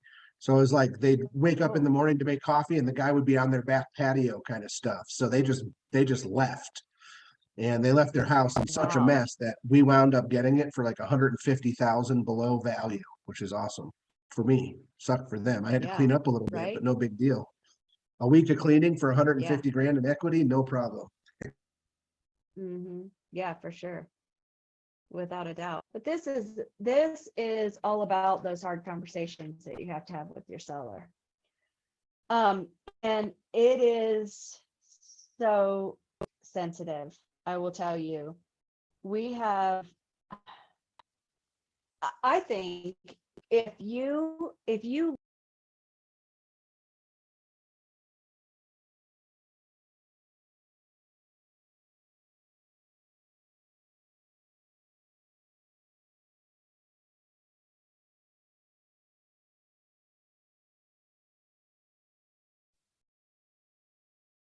Anybody else's Zoom keep trying to crash?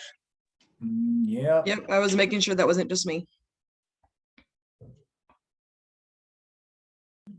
It's snowing pretty good outside right now, so could be satellite stuff.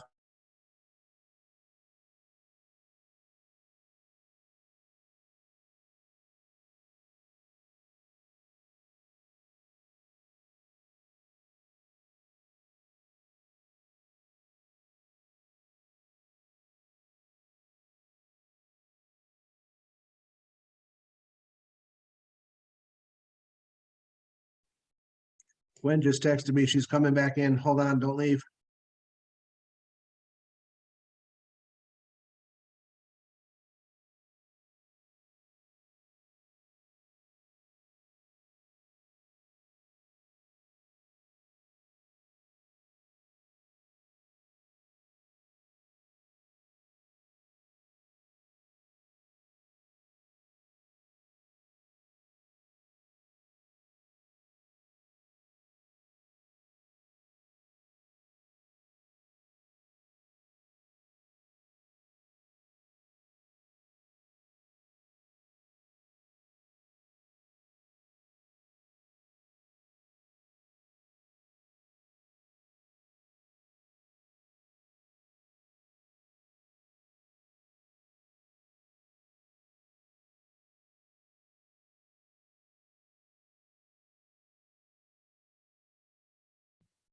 How's the office look, Nikki? Did you get it all decorated last night? Yeah, it looks pretty rad.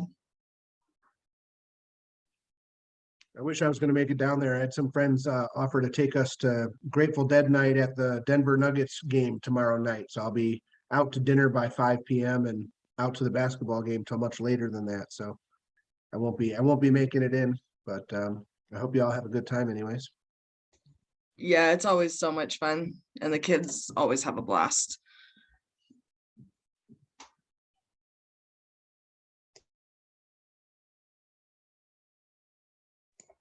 Welcome back, Gwen. You're on mute.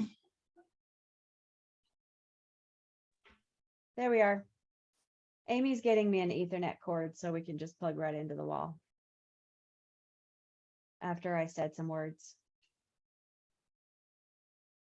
All right, let me go with here. Sorry, did you have good conversations while I was gone? Yeah, I talked about how great the office looks. Oh yeah, it's so cool. Yeah. So if you're not sick, come in, bring boatloads of candy, Dave. Boatloads. I think this is enough candy. Nope, it's not. Buy some more. Right, Nikki? There's so many It's kids. never enough. And I Yeah. heard Ryan has like 300 people coming, he said. What the heck? He doesn't even participate. I don't I mean, I don't care, but whatever. This will be amazing. I got a blow up cow coming today. Did you get it? Did you get your barn door? It's coming. Cool. My barn door, and I'm gonna be in pigtails tomorrow. It's gonna be This is fun. our first Halloween home since we bought this house. And I have a totally fantastic scarecrow costume where I stuff everything with hay and I sit on the porch with the bowl of candy in my lap. It's gonna be a Yeah. good time. Okay, so sidebar, I'm gonna tell y'all the story. My mom passed away when I was 16. So, and she and I had a fabulous relationship. So that's a sidebar, and I can get through the rest of this without crying. But when we moved to the town that I graduated high school in, I'd moved around all the time. So when we moved to this town, it was a little up on the hill, little 50s house, flat roof, all that. Not flat, but a small pitch. There was the teenagers across the street. I'm in 9th grade. So, what, 14, 15. And I could hear this teenager. I can't remember the girls' names, but the boy his name was Ivan, and he lived across the street. I don't even know how this works. Okay. I don't even know if I have this thing. What if I don't? Oh, We'll just struggle through. yeah. I can't help you. You need a. I do. I need that converter or something. Yeah. Okay. I know. Yeah, I'm a dirty office.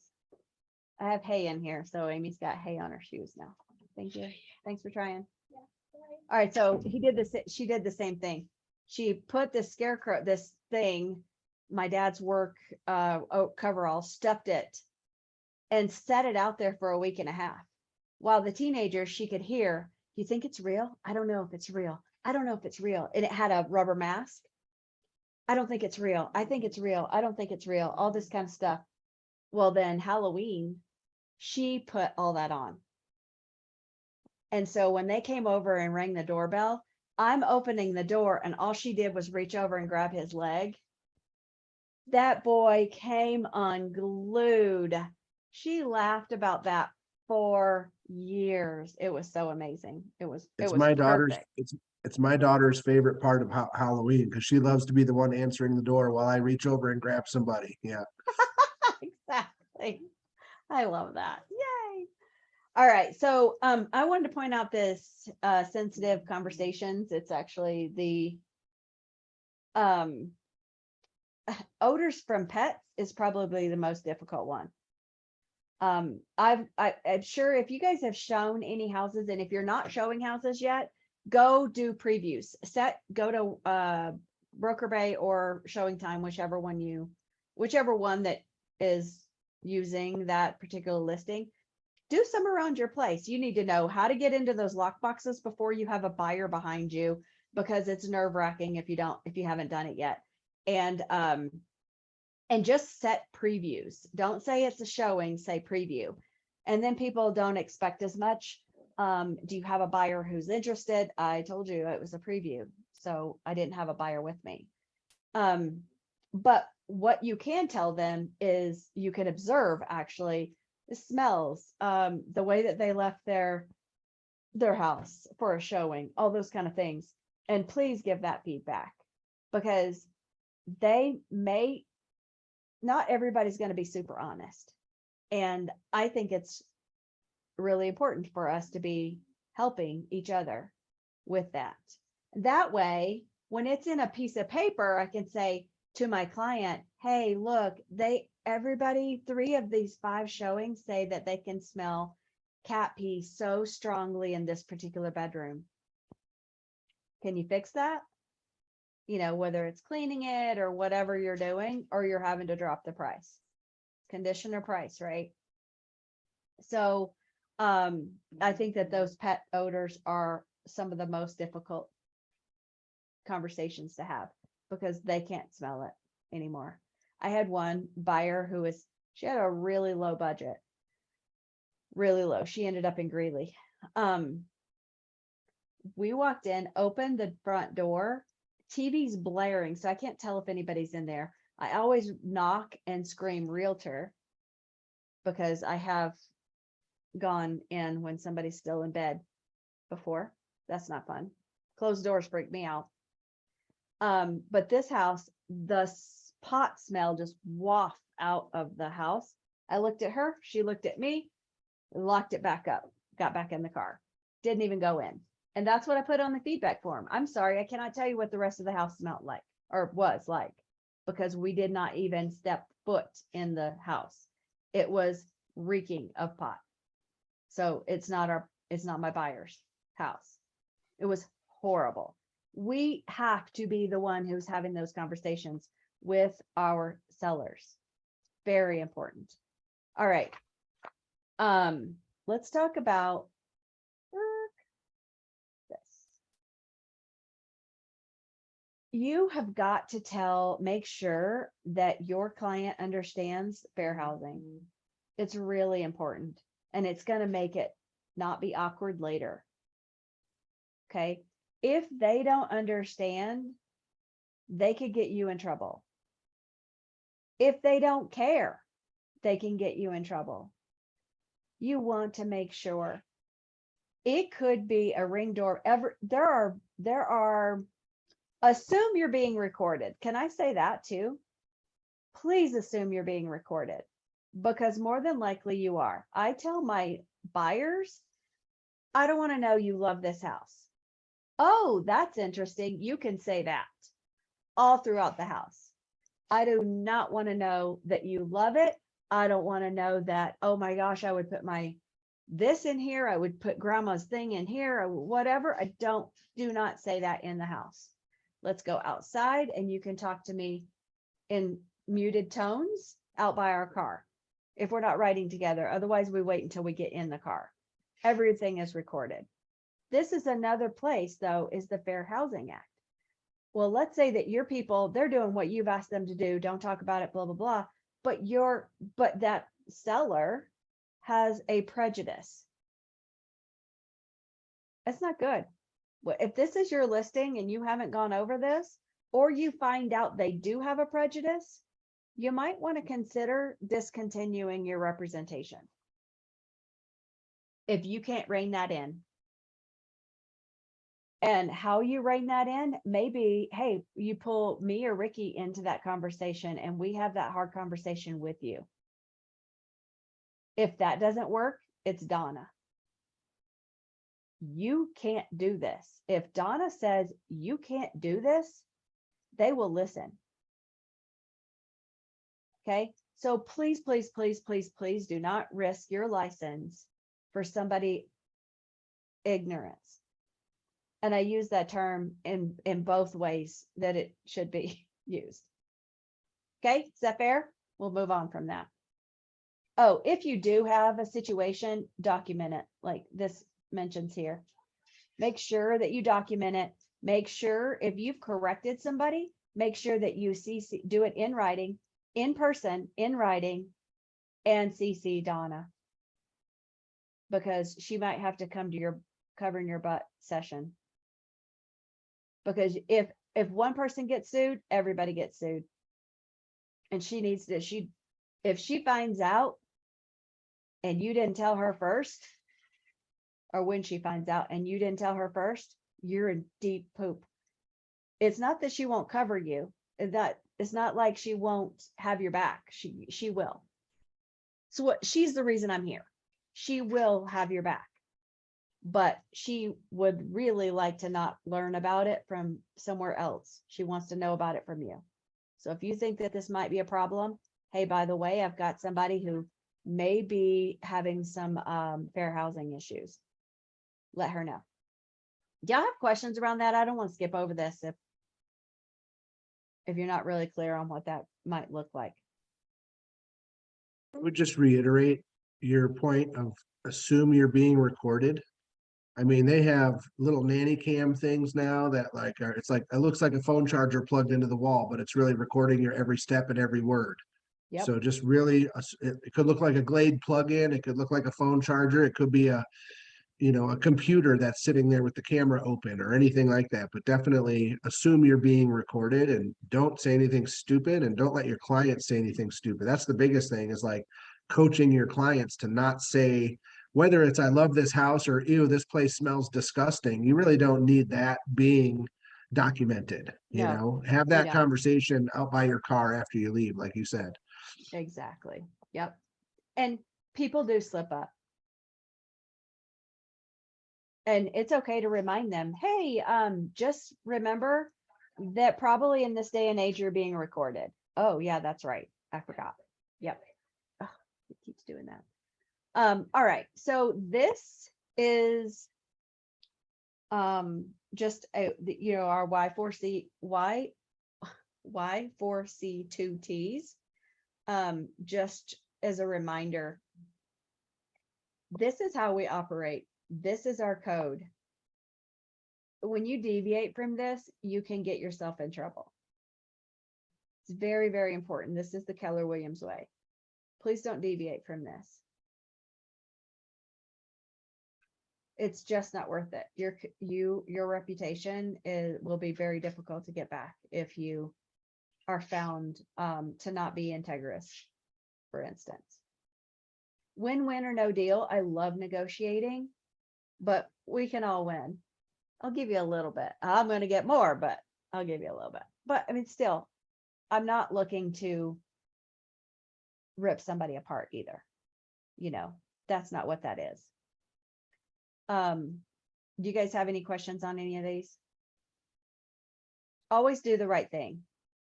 Okay. Your customers come first. Your commitment in all things. Communication is seek first to understand. Creativity. There may be a way to make this deal happen. This is going to be important. Okay. Teamwork. Ask somebody else. If you can't figure out how to get a deal done, or like, okay, I'm thinking about this. I've got somebody right now. He has a 3.25 loan that is assumable.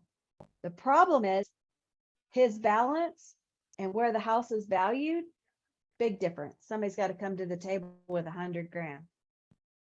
And we haven't found them yet. I'm actually thinking that remark is actually distracting on the MLS. So I might take it off.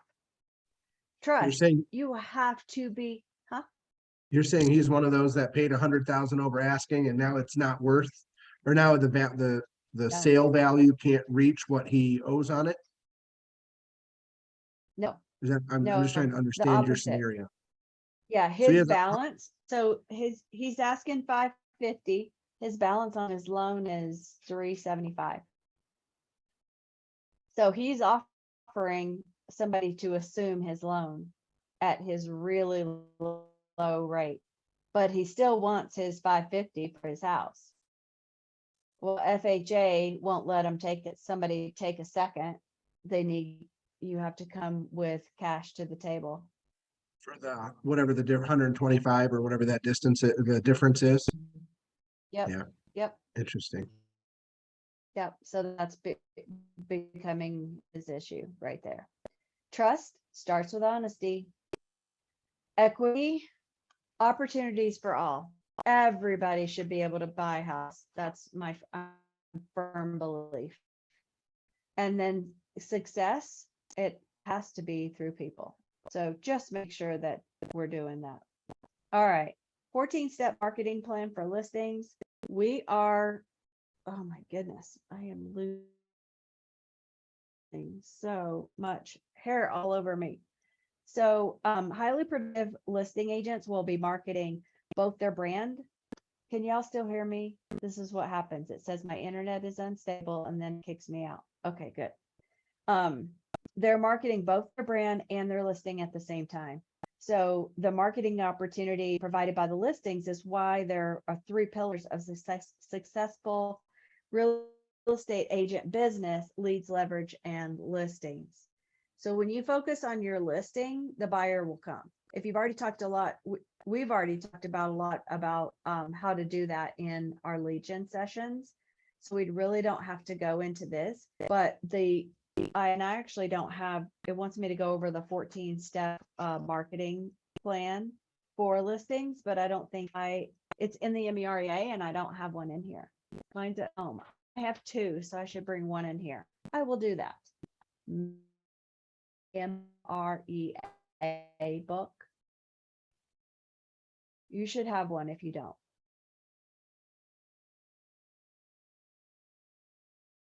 So make sure you get one. The office has them. I'm guessing by the crickets, nobody has one. You want me to grab my MREA? No. I just want to know that you have one. Oh, yeah, I That's do. okay. Yeah, without my internet things, I can't, we probably don't have time to go into it, but yeah, look at the 14-step marketing plan. Okay, so your MLS listing is how people find you. If you haven't taken the class, if you can't find it, it doesn't exist, something like that. Is that what the name of it is, Nikki? If they can't find it, it doesn't exist is I think it's on if RE you Colorado. can't find it, it can't be sold or something like that. Yeah, something like that. But you'll know that it's something like that. It is how to market a listing. So Gabby has one right now that is not going to go live for a little bit. So I need to research this for her. I want to know myself. It's a duplex. It's already rented. The tenants are month to month. So it can go in residential and it can go in income, residential income. So how do you put it in there? What do you need in order to be in income? I know what you need in order to be in residential. Make sure that you are doing professional photos. Like Lindsay talked about yesterday, please don't be one of those. It is not good to be, I don't care what price point you market it professionally and the right way. They didn't hire you to be a half-ass agent. Okay. And if somebody said, hey, would you do cell phone pictures and only charge me 1%? No, I won't. Because it's my brand. Over and over and over. I'm always looking at the bottom and going, oh yeah, of course, it's insert my own prejudice against whatever brokerage. That's what's happening when I see those.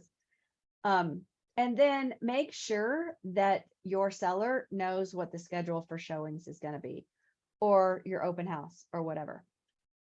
Okay. Okay, so you can import from KWLS right into designs. And I think that that's what we're talking about, how to do a flyer from designs and placing ads. Do you guys, are you aware of how to do this? This is not the class to teach that, but you do go into, you can go into command. I'll show you this. This is a brief overview and I can show you how to do this on a higher level, or we can teach a class. This will be a class that we'll do. I'm sorry, I shouldn't say we. Ricky will never be the command teacher. Right, Nikki? Never. Nikki can be your TA for that one. There you go. There you go. Perfect. I was like, but don't you're listen to anything Ricky has to say about command unless it's go ask X, Y, and Z person. Yeah. Exactly. And I say that with love. Uh-huh. Yeah. Yep. He would be right there going, uh-huh, that's for sure. All right. So you're going to go into command, you go to designs, which is the applet on the left-hand side, although those are little applets. You create a design and you can print it right from there. So, and it will import, it will look very similar to this if this is what you desire, what you like. And it's these kind of things that you can upload then into do an ad and shoot it to maybe even California. It doesn't have to be in our Google area. It's really cool. Depending on the type of property that you are advertising. If I had that income thing, I'd be all over California, Arizona, what Gabby has right now. and shooting it out to those places because those people are looking to invest here. So it's a The beautiful thing. income- What is the income? You're saying the income listing that Gabby has? So it's, Right. it's a duplex. So it could be in residential because somebody could house hack it. I would love to do that. And I can't right now. I think they're 1 or 2 bedrooms. So I'm not squeezing my family into that. And then rent the other side. It's amazing. Do that for 2 years and then move out. And then take the equity and buy something different. House hack that. It's a beautiful thing. You can do it. So, like I said, this will be a different class. Just wanted to point out that KWLS is our Keller Williams listing service. This is where you'll notice in Zillow, it will indicate that it will indicate that it comes from KWLS because we have an agreement with Zillow that our listing, our lead. So if somebody clicks that, it will only show your information at the bottom, not a list of 3 agents. So your listing, your lead, nobody else is getting those leads from Zillow. So that's a pretty cool thing, but that's only with KWLS. So it needs to be in there first and syndicate out from there. It's no longer a syndication option from RE Colorado, so you don't have to worry about it so much now on how to, it used to be it was a whole song and dance on how to do that.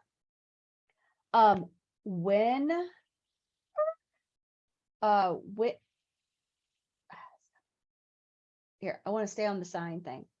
You need to make sure that when you put your sign out, that you are putting it out at the right time.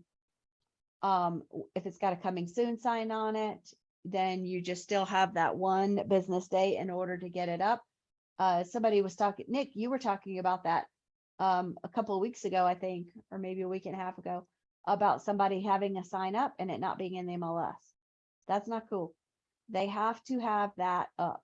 You also need to, if you haven't got your photos done yet, you need to take that panel off. I use a arm like this. You need to take this panel off for the photos. Just unclick it. Like I had my sign show up and my photographer was right behind it. And I said, I'll hang the panel because the photographer's coming. And so I did. And then they didn't have to blur it as you can't show your sign on the MLS. Remember that? I did not know that.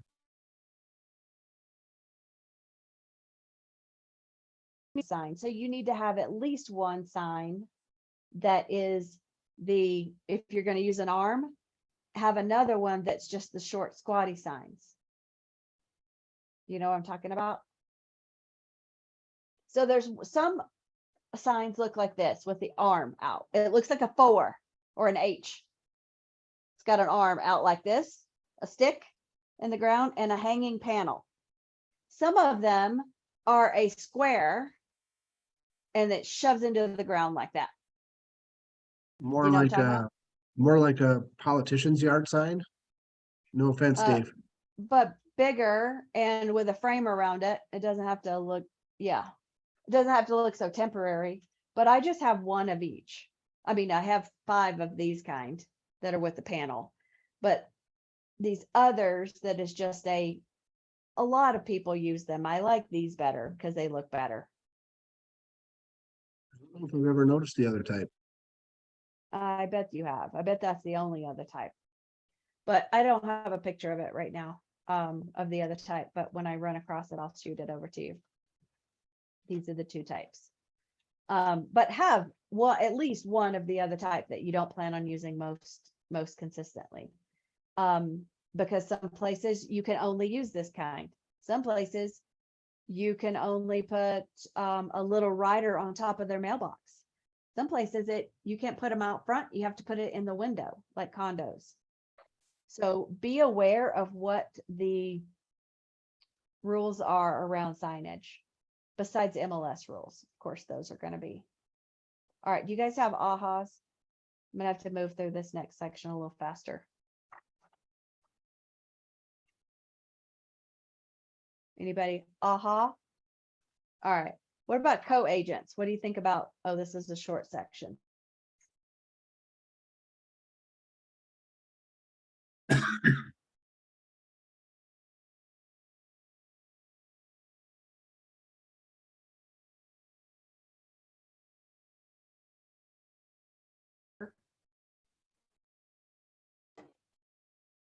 I think if you're gonna do something with a Unless you're a co-agent, one and then done you, agent, they might be your next co-op.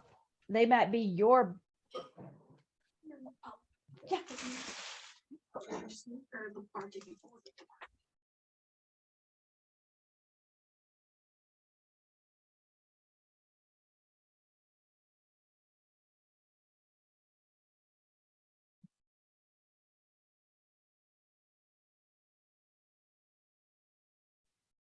Oh, we lost Gwen again.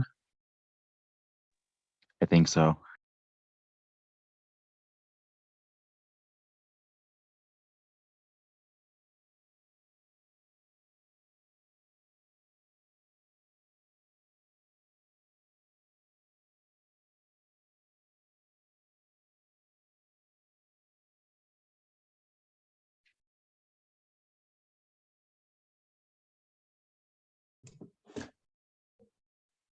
I'm gonna pop down to her office real quick.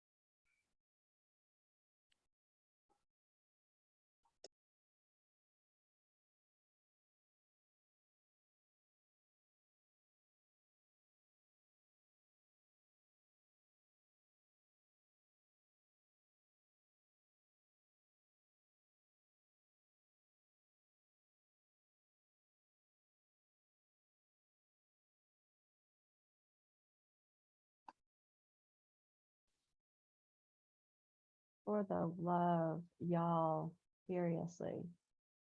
Okay. We're recording and let me share screen.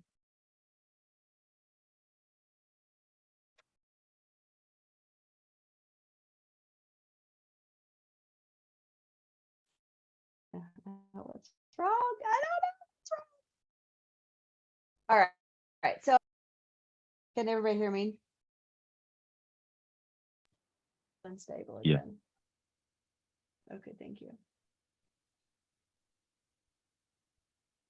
This is so frustrating. I hate this stuff. So I was gonna say that you never know when that other agent is gonna be on the other side of a transaction. So always, always, always make sure you keep that in mind. I've had agents that were like, oh my gosh, I hope I never find out where they live because I don't know what I would do. It's not really that bad. But in the moment, it feels that bad. And then you see them on the other side and you're, oh gosh, I had this one lady. Oh my Lanta, she was horrible the entire time. And if I ever see her, I would really second guess showing that her property. I mean, that's how bad she was. But you got to get through it for the sake of your client. So, you know, it's pulling up your big girl panties or big boy panties and doing it anyway. First time I heard Donna cuss was with my last co-agent because he was such a Oh. tool. Donna got fired up. It was actually kind of entertaining for me.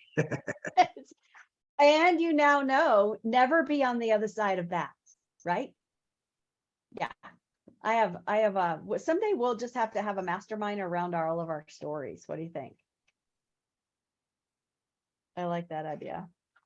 All right, this is the end of this section essentially.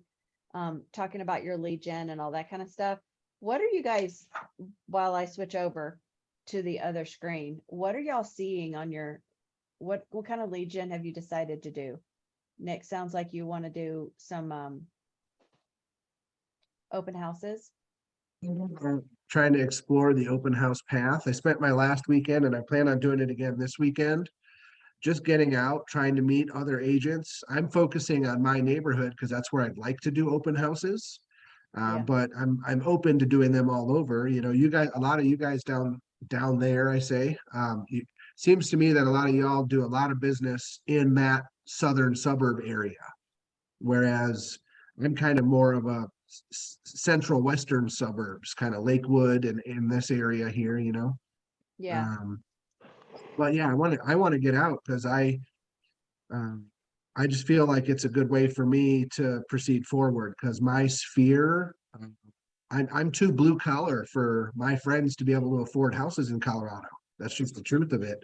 My peers can't afford it. You know, the folks that I have friendships with here. So I need to expand my sphere into people that can afford to buy houses. And Michael Lee said it best because I asked him a couple weeks ago, I said, what advice would you give somebody who just moved here and was looking to develop a network or a sphere?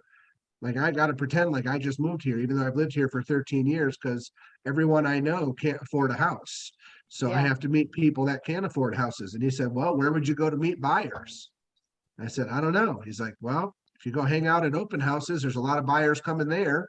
Where would you meet sellers? I said, I don't know. He said, well, they're probably hanging out at their houses. So it sounds like you need to go knock on some doors, you know? And so Yep. it just made sense to me. It was kind of cut and dry and to the point as Michael can be, but Yeah. it made a lot of sense. And to me, doing an open house and then door knocking the neighborhood to invite people over for the local homeowner the neighbor previews kind of thing, you know, it just made a lot of sense. So that's what I'm trying to Yep. learn about right now, because I'm hoping that in the next few weeks I'm going to start diving into that. I'm trying to get my little open house kit together. You know, I got a sign-in sheet from another Keller agent whose whose open house I visited, but I didn't like his sign-in sheet. So literally my wife and I went to 10 open houses, and after every one, we came out to the car and we wrote down notes. What did we like and what didn't we like? I even got I love farted it. on by one lady in her own open house. She farted on me, not on me, but like we're standing in a bedroom and she rips one. And I'm like, yo, I got to get out of here. This is too much. You know, Oh my God. Okay. That reminds me of something. You ready for this? I'm in a Okay. listing presentation with a really good friend. Her husband's over here, cocks a cheek, and it was juicy. And all I could do is I'm looking at my friend. I'm like, keep eye contact. Do not look at him. Do not laugh. I'm like, it was so distracting and I could not look at him after that. I was just looking, and she looks over at him and goes, oh my gosh. And he's like, what? It was hysterical. And I thought, I got to the car and I lost my ever loving mind. I couldn't even drive. I had to drive down the street and just stay there and just laugh, tears rolling down my face. Guys, this I wanted to leave the room. I'm like, I ran away. My wife was not privy to she hadn't been hit by the cloud yet. So I literally ran away. We were all standing in a bedroom and everyone was talking. We were like mid conversation and I just darted. I was like, I got to get out of here. I can't breathe your secondhand wind, lady. I'm sorry, you know. oh my God, that's hysterical. I can't even. It's a dangerous gig. Your secondhand wind. Oh, yeah. Oh my God. All right. Well, Dave, do you have anything to add? No, I mean, really what Nick was saying, aside from the farting, which I'm going to try to avoid, you know, but no, probably for me, and I was thinking about this, you know, the last couple of weeks, obviously knocking doors, I'm going to, you know, try to, you know, transfer that skill you know, into real estate. And the other thing too is we're doing a lot of digital media with the campaign. We chose, and I say we, my campaign manager, who Yeah. is widely used, and he's one of the better ones here in Colorado on the GOP side. And we didn't use yard signs. We actually went and used that money because when it comes to politics, when it comes to yard signs, you better have enough money to carpet bomb your entire district, or it's not worth it. Because, Yeah. you know, it's just, you know, and so what we did is we did a lot of digital, we did a lot of commercials, we targeted IP addresses, that type of thing. And I need to find out, you know, what I can do from the real estate side. Can you do that? You know, and then can I use the same people that I've used for politics to pay them to do this type of thing to target folks? I mean, those are all Right. questions. I'm just trying to make use of these resources, you know? And so those will be questions I sit down with you and Ricky and some others moving forward. Yeah, the value of Command is that they have built it in such that you can partner. They have partnered already with Facebook and Instagram, Okay. and Twitter's coming on board. I'm going to dive into that a little bit more, but that's coming on board as well.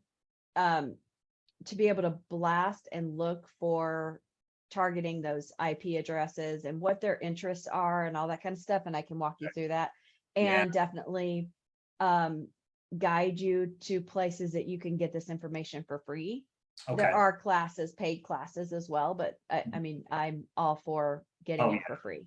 Yeah, no, totally. I mean, you know, the stuff that I've paid for with the campaign has come through fundraising and all that type of thing. And so Yeah. obviously when I switch over to real estate, it's coming out of my own pocket. So it's, Right. but yeah, but just that mindset, you know, going from education to politics to real estate, where, Mhm. you know, when you teach as a college professor, you're not really recruiting students, you know, so much. I mean, I did when I coached, you know, cross country, you'd have to go out and get athletes and that type of thing. But, you know, for the most part in that career field, you're not doing this. Campaigning, you know, obviously it's a different avenue, and obviously real estate is very similar to campaigning and Yeah. trying to target people. So just trying to use these new skill sets and in the same way like Nick had talked about. Open houses, I think, appeal to me big time. For the same reasons, you know, it's you're just trying to get out and meet people and talk to them and, you know, shake hands and that type of stuff. Yeah. And So, it's yeah. relatively free. Yeah, exactly. It's time. You either have It's time. time, Yeah, yeah, time or and money. the And when thing, you don't have money, you want to use your time. When you Yeah. are running out of time because you have transactions, then you need to leverage the money. yeah, exactly. Yeah, that's a good point. Good. Awesome. All right, I'm gonna roll through this, and let me second. I'm sorry that we have so many issues with my internet, but I think that we're still gonna be okay. Oh my gosh. So Zach was also having some issues with the internet, so he'll be back in a bit. All right, so we just went through these, so I'm not going to go through them again, but this is the Keller way. This is it's on our wall in the training room for a reason. This is how we should be transacting our business and living our lives.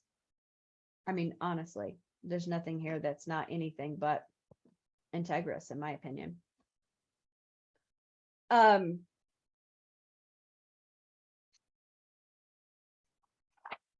on a second. I was starving, so I had to eat a few nuts, and when you eat that, and they're all in your teeth. Nuts and coffee don't really go together. If you wondered, it doesn't. Okay, so how do you see yourself using the Y4C2Ts as you talk to your clients, and even talking with your co-op agent?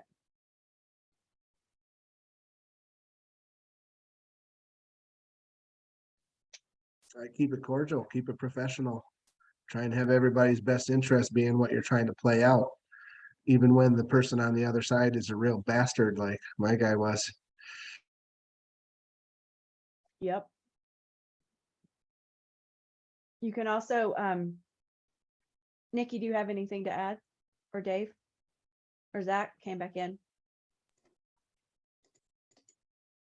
No, mine's just, just make sure that I'm the communication and make sure that that you're communicating in the best way that for them. Because you have to change your communication style per who you're dealing with. Yeah, that's huge. And that goes for all along the transaction. So you have to communicate with the lender, the buyer's agent, or the listing agent or buyer's agent. Like there's a lot of different types of communication. Like my deal just blew up. He is unresponsive through email, but he will respond through text message in a second. But email, it's days. Yeah. Yep. And that's useful to know. You probably knew that in the beginning. Right? When you Yeah. first talked to him. Yeah, because he didn't answer his phone, so I sent him a text. Boom. Okay. Yeah. I had sent him an email before, nothing. When my TC's like, hey, we're not getting any of this. And I'm like, hold on. Quick text. He's like, oh, I thought I replied. No, you didn't Yeah. think you replied because I don't even think you read the damn email. And that's me too, just so you guys know, if you send me emails, probably not gonna respond. You should text me if you want to get in touch with me. Okay, so that's a good point. When you're talking to your co-ops, we're watching our emails during a transaction for sure. And or you should be. But if you've got a client who's doesn't do email very well, then just let them know. I will communicate with you where I can through text message. Where I can't, I will text you to say, hey, check your email, because you're not going to be able to do that. Your title work is not coming through a text. But you can say, hey, I just sent your title work came in. It's in your email address or email. Go look at it. So they just need to know that goes back to those expectations and your expectations even, just to say, hey, this is going on. Check it out. All right. So, Gwen, I have a question for you. okay. Can you could you technically text and email in the excuse me, could you text, oh my god, I'm losing my voice. Could you text an email just to really cover, CYA in a transaction, whether it's between the listing agent and the client? Like, can you do that, or is that kind of like being overzealous? Do you mean taking an email and sending it to their phone number? Yeah, just almost duplicating, but not quite. Just, some people, you reach out to them, like Dave, for instance, on this call, I texted him and he never responded. So it's like, well, should I just email them to CYA? Yeah, you can do that. Yeah, for sure. I mean, yeah, you could say, in accordance with through our texting, we have said all of these things and put that in an email, and that's easier to save also, Okay. which is very important to cover your butt. Yeah. Okay. Yep. It depends on if I'm texting my client and we're only saying like, hey, do you want to go out at 9 or at 10? I don't care about covering that up or making sure that that's seen later. But if it's hey, we've talked about fixing the sewer, not fixing this, we're going to let the roof go, whatever it is like that, in like an inspection or something more important, then I'll go back to an email and say, to reiterate what we've said in our text messaging, please verify, because you want their other side. Yep, that's what I said. Well, now we'll be able to put that into command or a CTME. It'll go Okay. into command also. Okay. Make sure that you text your clients using the same email address that is attached to your command Okay. Perfect. and to the same email that is text to their contact in command, because then it'll be in there, which is awesome. Okay, so we're going to talk about, this is going to be our last little session, and I think you have 2 or 3 tomorrow. And then you're done with Ignite. You can check that box. I want to say though, you're never done with Ignite. I mean, there's still little things I'm like, oh, that's a good little practice. Yeah, and they change it. And like we talked about before, you're not the same person you are today, or, like Nick's already taken Ignite. He's not the same person today that he was when he first took it. When this feels like a fire hose, later it's going to feel like a garden hose. I'm And definitely then, able to absorb a lot more this go around than I was the Yeah. first go around. Because I did it when I Yeah. was still trying to do my 30, 60, 90, which, I think we're about 380 days into that process Uh-huh. so far, you Yep. know? Yep. Yeah, exactly.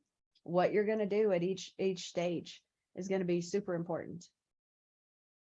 Okay, so by the end of the session, you're going to know how to communicate with your buyers, sellers, and co-agent during the offer process. We've talked about up to the offer process. So now we're actually going to look at these offers. We're going to talk about best practices for making and receiving offers. I'm going to throw in some of my stuff too, more than likely, because that's what I do. And I would love to know anything else that you can think of as we go. What else that you would like to know about making and receiving offers? And I haven't had the pleasure of negotiating an offer or putting together an offer with you yet, but I will say to everyone else who's on here, Ricky, the walking CMA machine, was able to help me nail down some really, both of the offers that I wrote. I'm batting 100 right now. I think that's what you say. I'm Nice. at 100%, whatever. Yeah. Both of the offers that Ricky helped me put together got accepted because he was able to very quickly help me ascertain what is a reasonable. This is in a market where you have to offer over, but how much over do you offer? It's like a $250,000 condo. Are you offering 350,000? No. But on a $900,000 house, are you offering $1 million? Well, maybe. So it's gonna depend on the price point of the property and the relative value to the properties around there. So I definitely would say chat with Ricky as well. And Gwen, I look forward to going over an offer with you as soon as I find another one to put in, just to get another person's perspective on it. Yeah, absolutely. And that's the thing, is that we need to know what the win-win is. So you've got the co-op agent who's trying to figure out the win-win for their client, and then you are trying to figure out their win-win for your client. So where those Theoretically. two meet is exactly the sweet spot, right? Unless You your get the two co-agent circles. is completely uninterested in you getting any wins. Yep. That's true. And you present that to your buyer and say, is this, they sure are beating you up. Is this where you want to stay? Are you pretty committed to this house? Oh, yeah. And that's one of those not that easy of a conversation. I know, especially if you're 2 or 3 weeks in, Yeah. for sure. All right. Here's your process. Y'all, I don't know why I'm starving today, but I'm starving. Okay. There's bagels in the break room, by the way. There are? Oh, sweet. Or there were. Gwen conveniently loses internet signal again for 5 minutes. I know. No, dude, I got to go to the bathroom so bad, but we're going to push through it. We can do this by noon. Okay. So we have, your buyer makes an offer, the seller responds by either countering, accepting, or rejecting the offer. True? True. Most of the time. I guess I can see that they can all fall in that. So if they counter the offer, then you go back and negotiate with your buyer. If they are accepting the offer, then you just move forward into the contract to close process. If they're rejecting the offer, I think that that's actually more like a negotiation that could still happen. Except, Anthony's had a couple that were like, nope, we're not taking that. Okay. If the other side doesn't want to negotiate, that is in fact where it stops. the buyer agent would definitely contact the listing agent to learn more. But it should be more negotiation in this. A rejection should not just be just gone poof. But it could be. Absolutely could be. Tom Lee had one recently and he's like, do I need to respond to their counter? No, you don't. It's nice to, because I don't like people hanging out there and just say, I won't be signing your counter offer. They had countered him something that was a bit ridiculous in my opinion. I said I wouldn't have signed it, so he didn't sign it. He's still looking. But there should be, I think that this rejection actually leads to more negotiation. Wow, we're at AHA stage already. Let's skip AHA. Do you have AHAs already? Come on. All right, so you found the house, your buyer found the house, and they're going to write an offer. You got to find out, make sure that the house is still on the market. I do this by not just checking the MLS, because what if they are signing the offer now? The winning offer. Well, I want to know that we shouldn't be writing this offer. We're too late. So I'm already on the phone. As soon as they leave the house and they're like got stars in their eyes, I'm on the phone with the listing agent. Hey, my buyers were just leaving the house. So far, this is at the top of your list. Tell me what you can tell me about this house. This is even driving to the next house, because I want them to tell me as we're going through, oh, by the way, you remember that house that you actually loved? Well, it went under contract. So now we know we're still out there looking. So that's one of the reasons that I start that chat with the listing agent right away. But at this time, if I've gotten all the way back home or to my office, to my kitchen table, wherever I'm writing this offer, I'm finding out what is, if that agent has any offers or any interest. Hey, Gwen. Yeah. Do you tell them, so like, let's say like they have the stars in their eyes and they're like, no, we're doing an offer. Do you let the agent know, say, hey, if this goes back on the market or if that offer falls through before you put it back on, give me a call? Yeah. If I haven't written a backup, yeah. Right. Yep, for sure. So something I started implementing when I went back in February, when I was shopping with a client, when I was looking at houses, I was calling, we were setting up the list for tomorrow's walkthroughs, and I was calling all those agents tonight. Hey, I'm doing a walkthrough tomorrow with one of my buyers. Is there anything you can tell me about this property that I can speak about while we're doing a walkthrough? And I was actually writing notes on my copy of the MLS papers, because I always print Yeah. out the buyer or the client view, and I print myself out the full view. Yeah. And so I was writing notes on there, and because we kept getting to places and they're like, oh, we went under contract 2 days ago. I'm like, well, why are you still accepting showings? Like, Why are you not you're bidding? wasting my time, you Mhm. know? And so I started making a habit of calling before I go to the showing. And you can find out if it's under contract by asking, is there anything you can tell me about this listing? You know, or where are your clients at? Do you have offers already? You know, Yeah. anything along Well, those lines. They should have been turning it to pending also Yeah. under contract. Don't they have Um, 24 hours to turn it to pending though? Yes, they do. Yeah, they Technically. do for sure. So you would catch those. I think now then we'll find that they turn to pending pretty quickly, because that stops the days on market. Mm. You know, so we want to do that fast. Okay, so now ask if they have any other offers on the property. And if so, what does that look like? I also ask, and if they fell out of contract, if it's back on the market, why did it fall out of contract? You're just asking all the questions that you can think of. What is the seller motivation? This is where I ask, what's if the winning offer will have certain things in it besides price? What are those things? We need 60 days to find ourselves another property. This needs to be a special, personal representative's deed. This needs to be whatever it is. You're going to find out We want a fast turnaround on inspection so that we can get back on market. Great, that's what I always do. I want to do my inspection so fast that they can get back on the market that next weekend.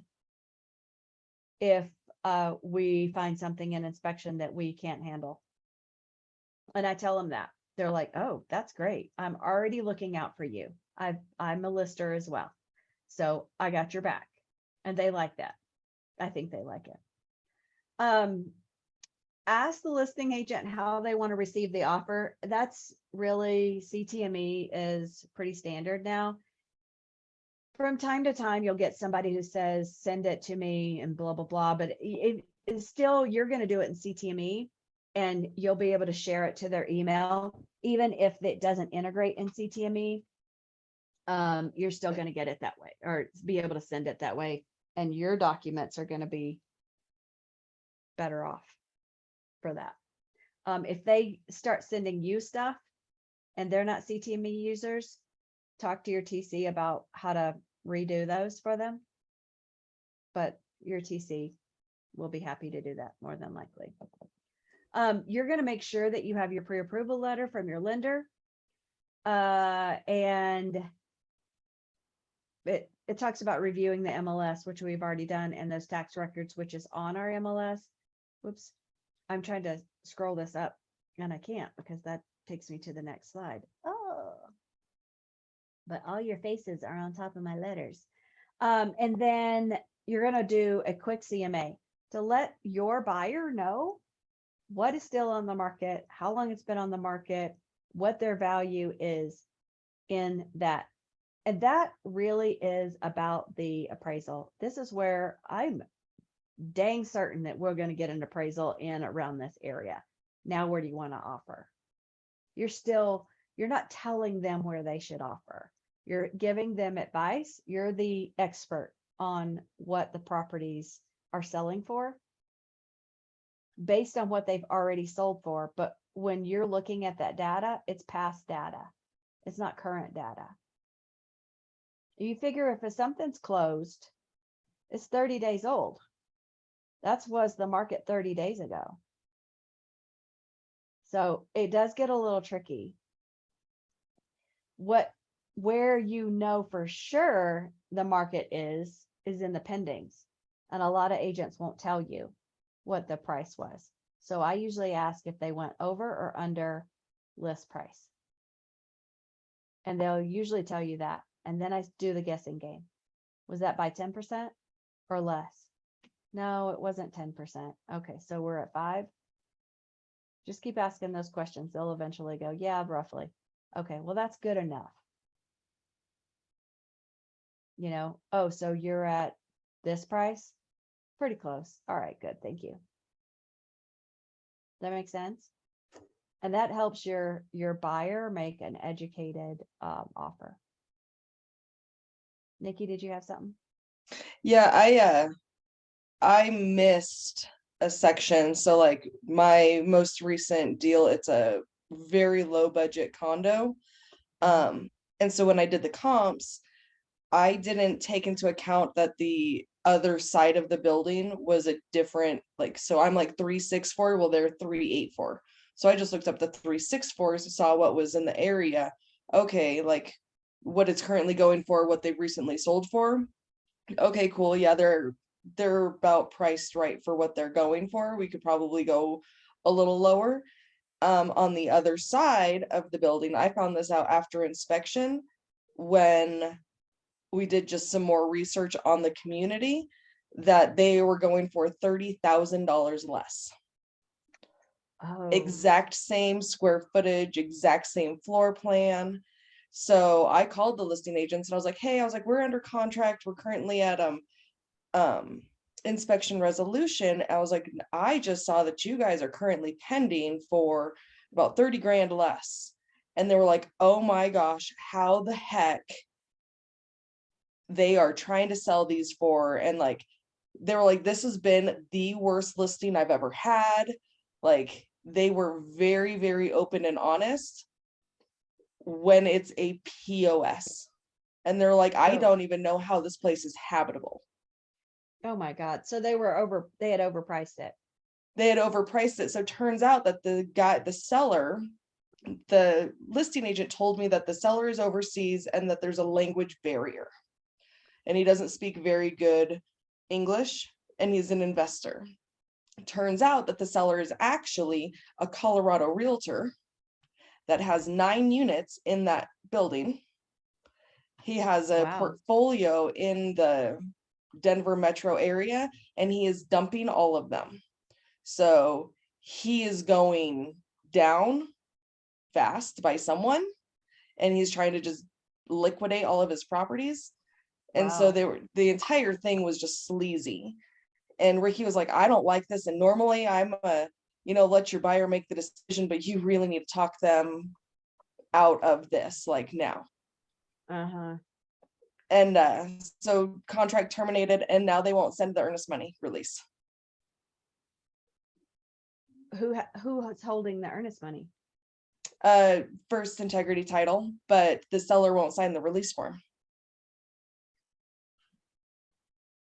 Jeez. Yeah. So it's fun.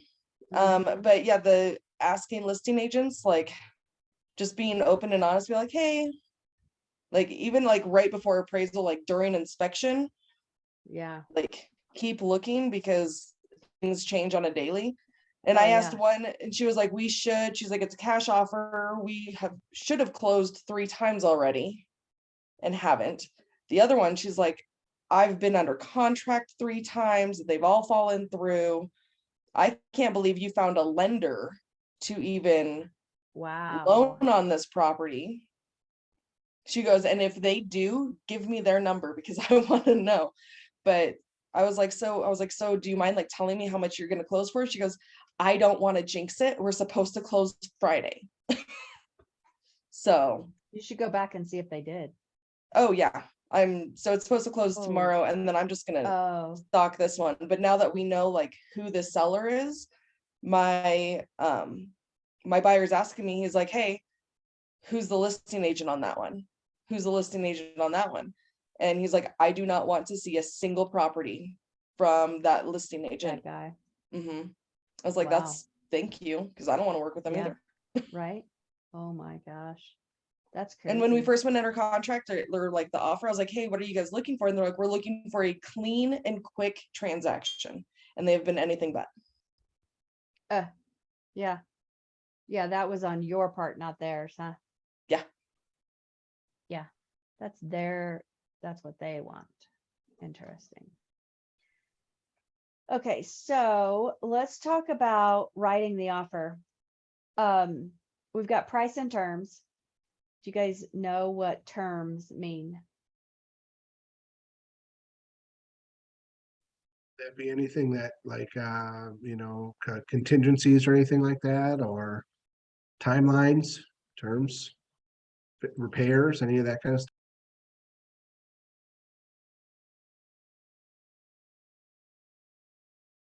Yeah, it's going to be your when your other dates. So I'm going to give you a post-close occupancy agreement, and it's going to have this price and this deposit. I'm going to give you I'm going to pay for title or not. I'm going to pay for professional cleaning for my client. It's all the other things besides price is truly what it is. So you've got your financing terms that are listed down here, and that's going to be whether it's a FHA or a VA, conventional, cash, those kind of things. And at the same time, the other terms are also important. Am I going to let them stay in the house for free? Not now. Now I can charge rent, for letting them stay. We had a closing a week and a half ago, and we charged them rent $750 for like 10 days. I forget how much it was per day. So those things are going to be important to the seller. a seller disclosure.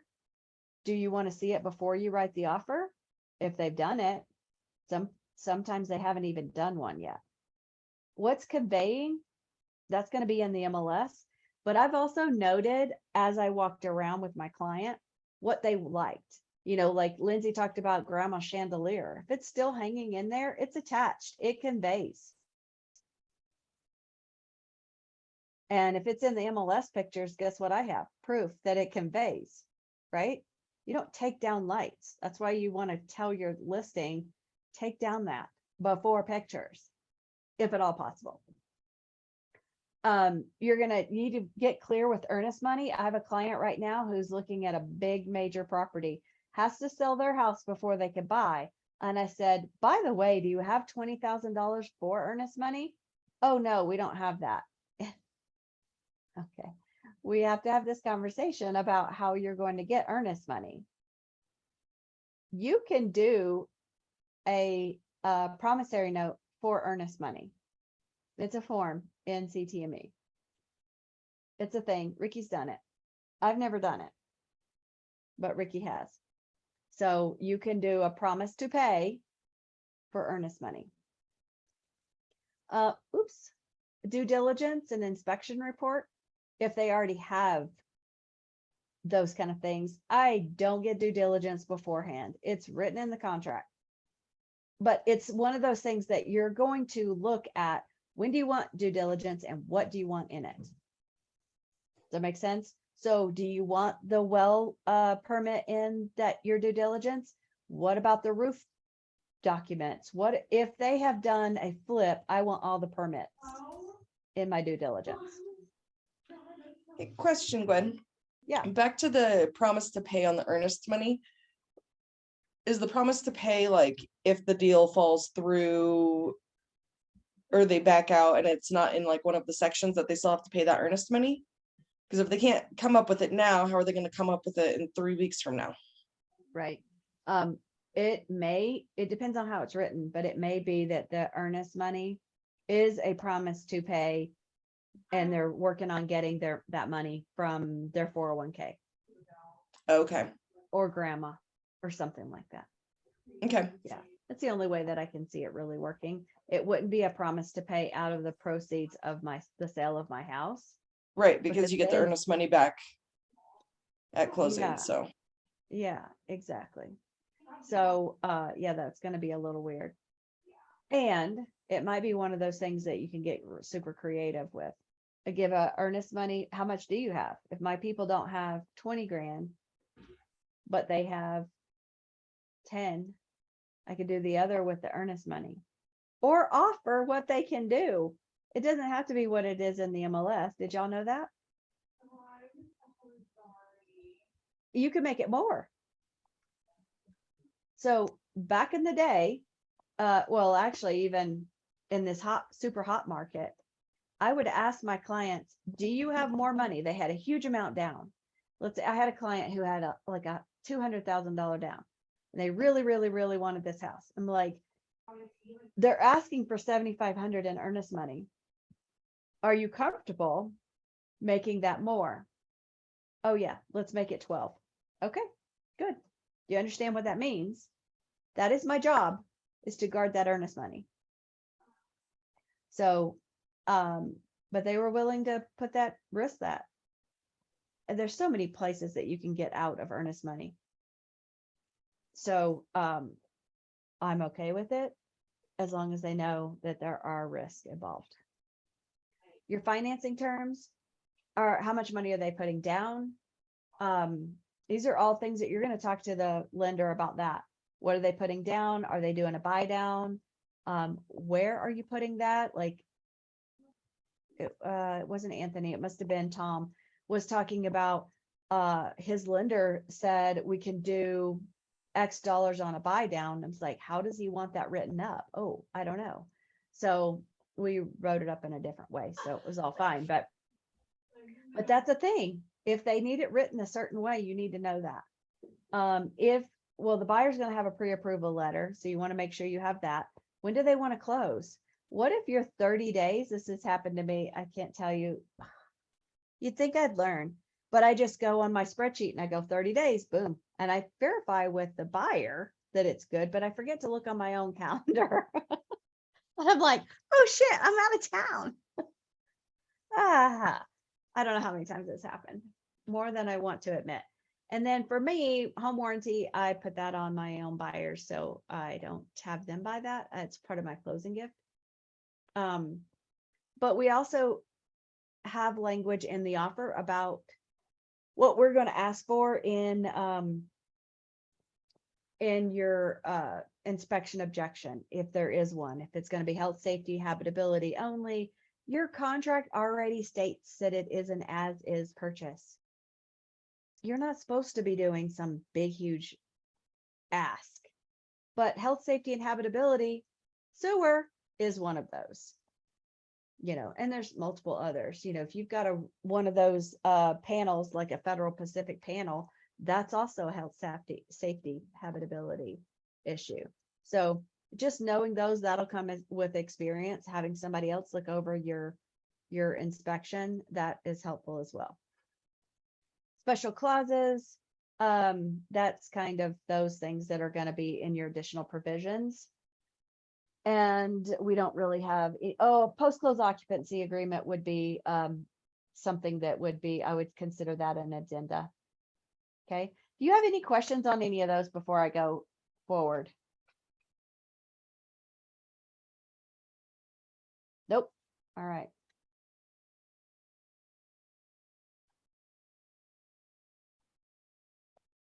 All right. So I'm going to walk you through the whole contract as if you're my client, making sure that I am setting the proper expectations with you. So in your participant guide, do you guys have an offer?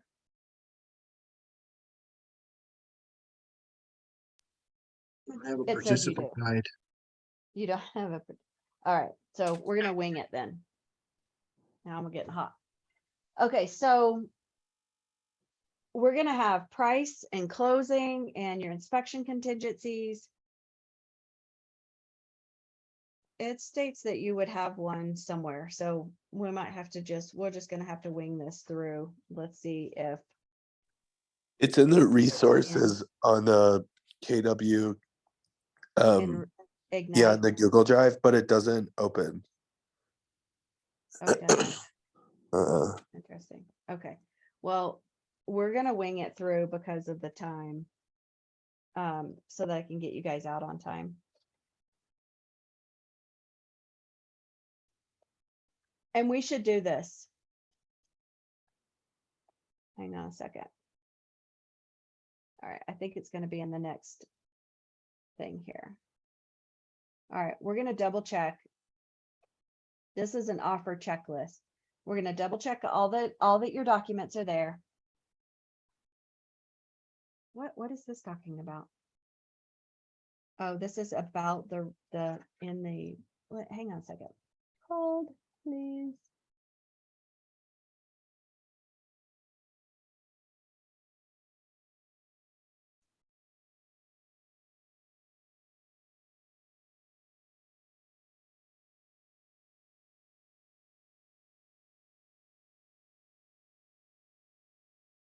When you get your offer, so this is zooming through, looking at that offer.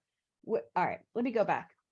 You're going to have what your client, being the buyer, has presented is going to be what you are going to show to it's having you flip. It's having me flip.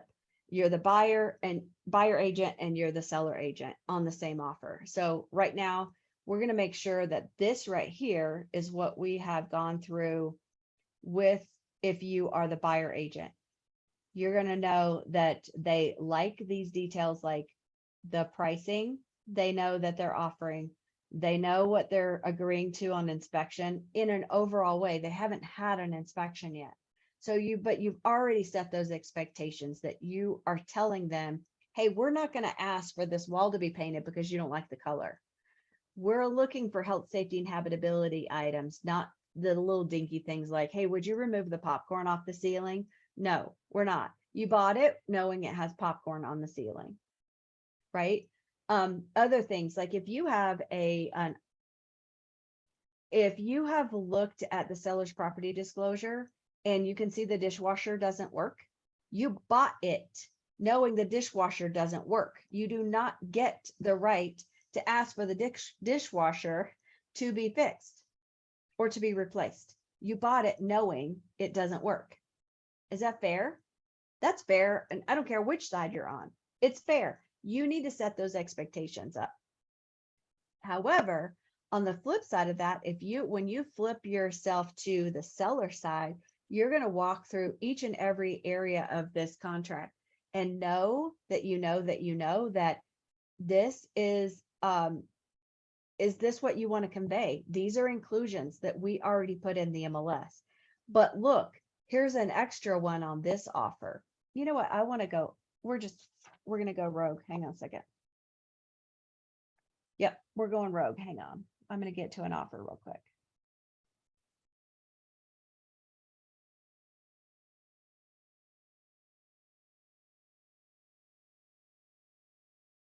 All right, do you guys see in the MLS now? Or did it change? CTME, can you see that? Yeah. Yep, CTM, yep. Okay, let me go to a random.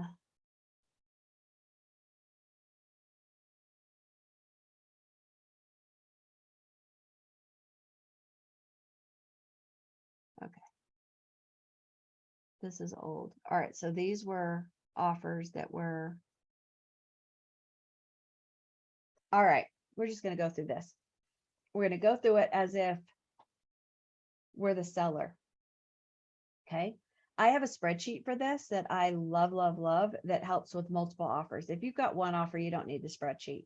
I do a net sheet also, and I can walk you through that as well.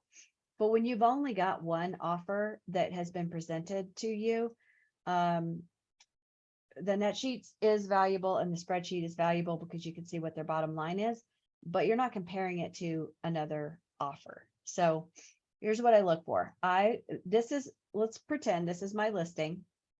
This is an old offer. So this is from 22, May. I think this might've been the last one we did.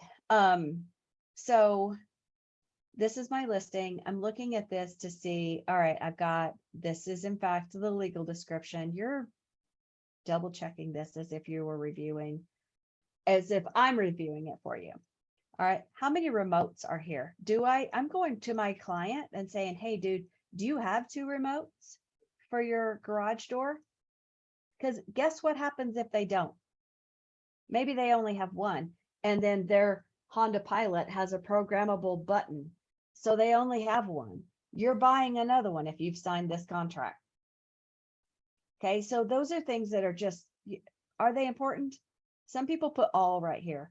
Some people put 2. It depends, or 3 if it's a 3-car garage, or 5 if it's a 5-car garage. My point is, if they don't have this, they will be conveying 2 remote controls. So they'll have to go out and buy a universal remote. Okay, make sure that what you have here is marked. The solar panels, water softener, security systems, do they have these things? Were they marked in error? Make sure you do not sign a contract that marks secure water softener and you have no water softener. If they copied a contract over that the last one said solar panels were included and you don't have solar panels, you're in trouble if you sign this contract. Okay, it is crucial that you make sure it sounds like we're combing over everything. You'll learn where to comb and where you don't have to comb because nobody can change it anyway. All right, so don't get too freaked out, but it is important. I don't want you to skim it either. Dishwasher, dryer, gas. What if I might be one who does this? I see something, my client goes, oh my gosh, I love this washer and dryer. Do you think that they would leave it? I don't know. Let's see. I'll throw it in the inclusions. Yeah. So if they sign it, we got a washer and dryer. Whoop, whoop, and then they're like, what? I wasn't planning on leaving that, but I guess now I will. Yep, you sure will. It just depends on the other side. So just know that if you've signed this and you didn't check, you just either bought them a washer and dryer or they're leaving the one that's in there. I also state as seen when I'm writing this offer, as seen during showing, and I date the showing. Because I don't want their brand new crappy washer and dryer. I don't want them to pull out their LG and replace it with something that I wasn't expecting to be left. Okay, watch those things. These are clever little places that some people like to, get over on people. All right. Exclusions. Don't forget, if you've walked through the property and there was a freezer or a deep freeze or something like that in the garage or whatever, find out if it's staying or going and make sure that this is correct. We're on the sell side now. We're reviewing this because it was presented to my seller. I'm reviewing this before I take it to my seller. These are also things if there's well rights or if there's not.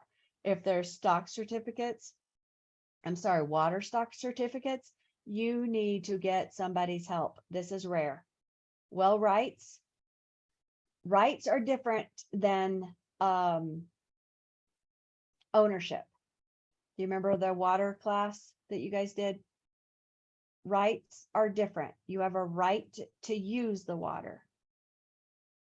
That doesn't mean you have ownership of the water. Okay. All right. That's a whole nother class. Water rights review. Does the buyer have a right to terminate under water rights? If they're on public water, there is no water right review. So no, they don't have a right to terminate. Don't do that. Pay attention to this as well. If you've got somebody who's like, if they're 8, I'm going to make a grand assumption because of my own prejudices about time. Mine are always 8 o'clock. I do not want to deal with a resolution that I'm still waiting on and it's 10 o'clock and I get up at 4. No, I don't want it. So I'm doing this at 8 o'clock.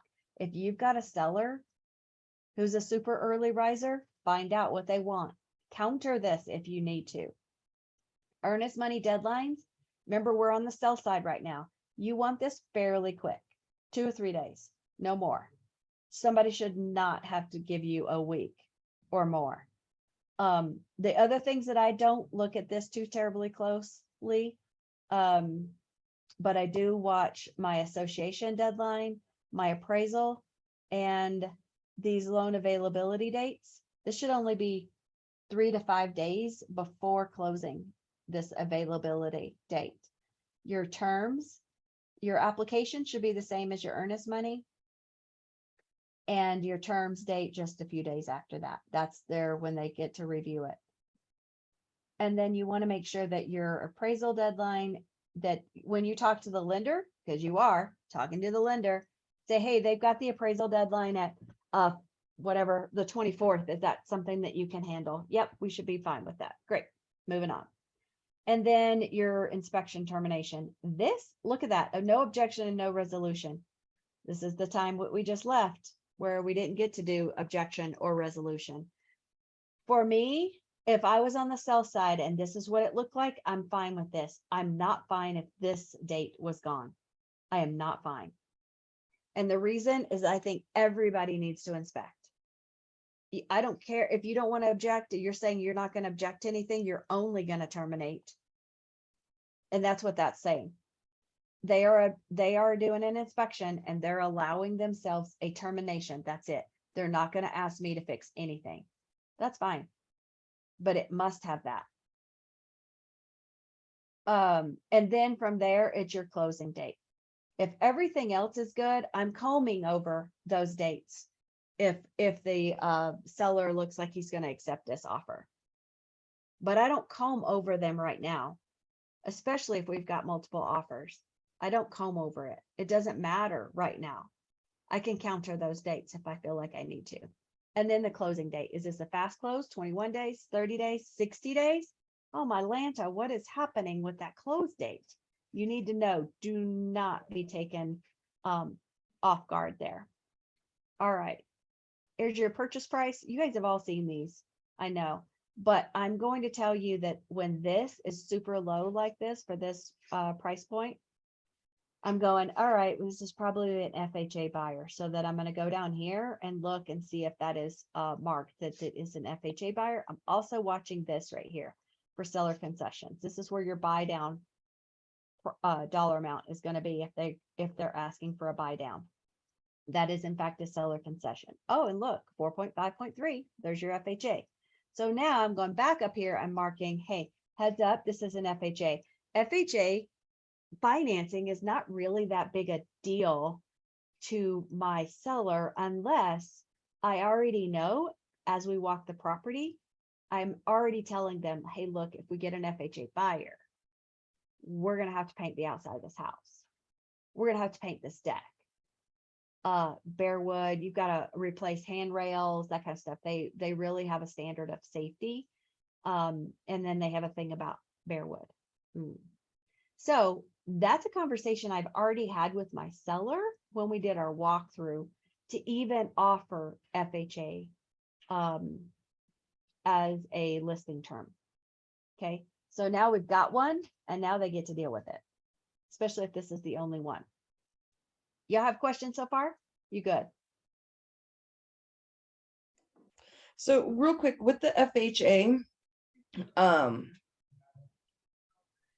so does the seller really have to do that, or wouldn't the buyer have to do it if they waived like inspection stuff?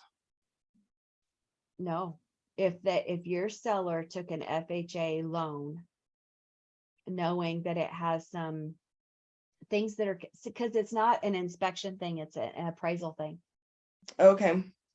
It's a contingency. The FHA appraiser will come out and say, I will value this house at 525 after you fix this handrail, put a screen on this window, and paint the exterior because there's so much bare wood.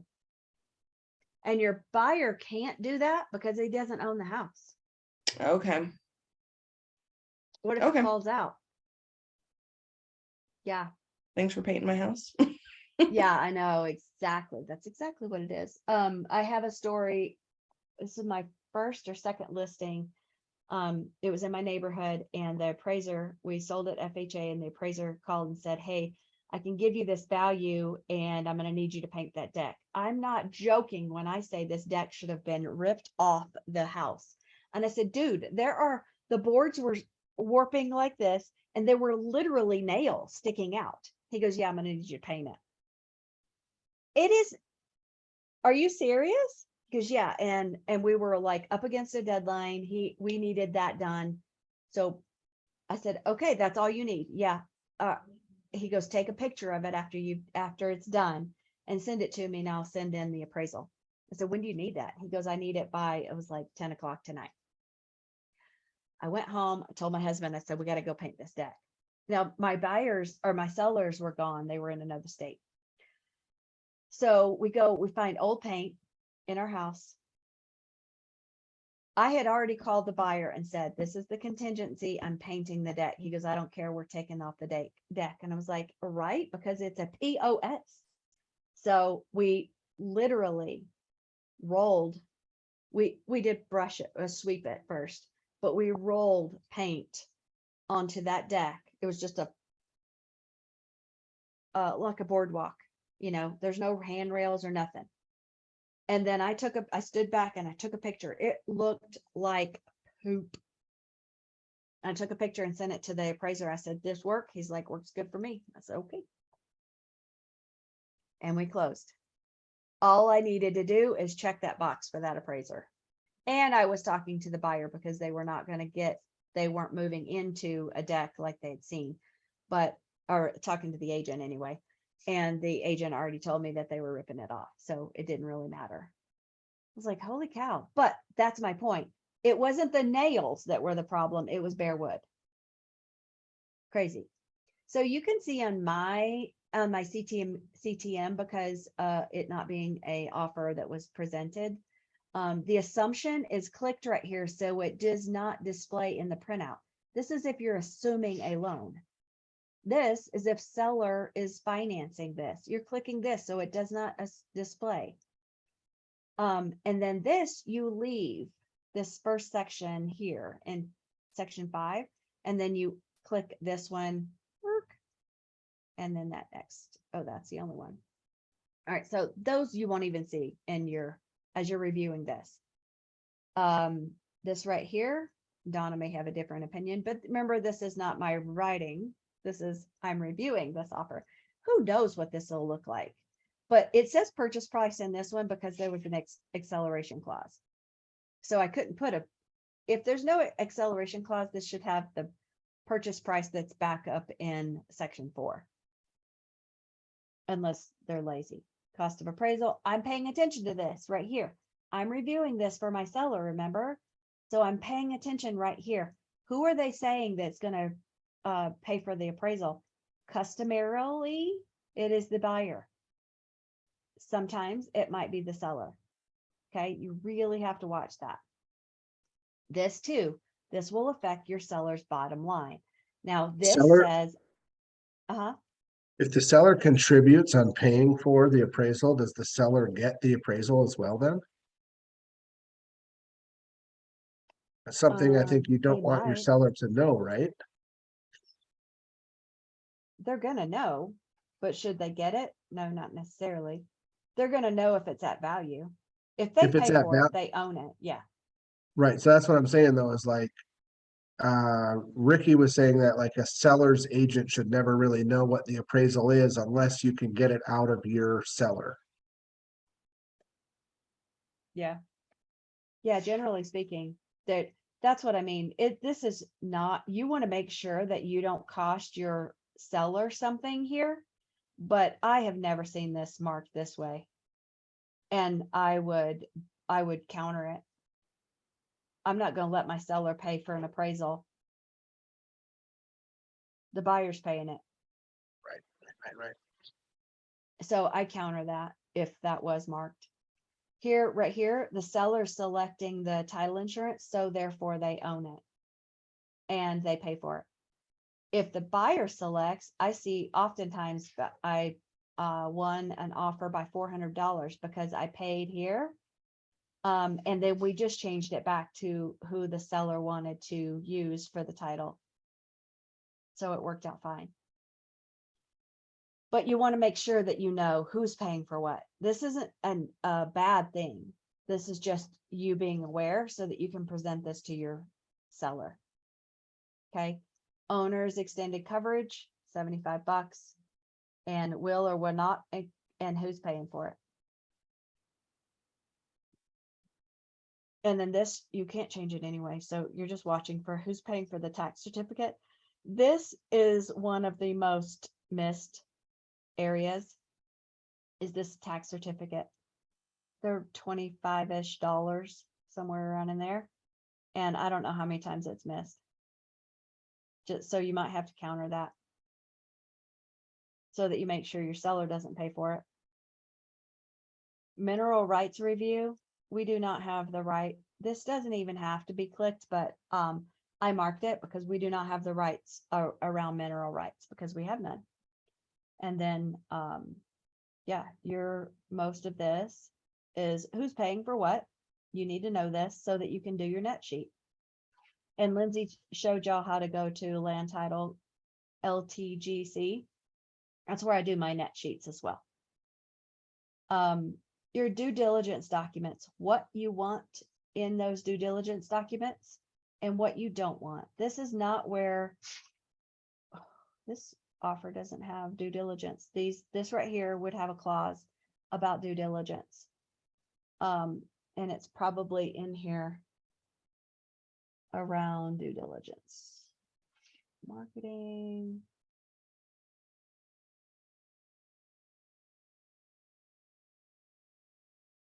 I don't see it.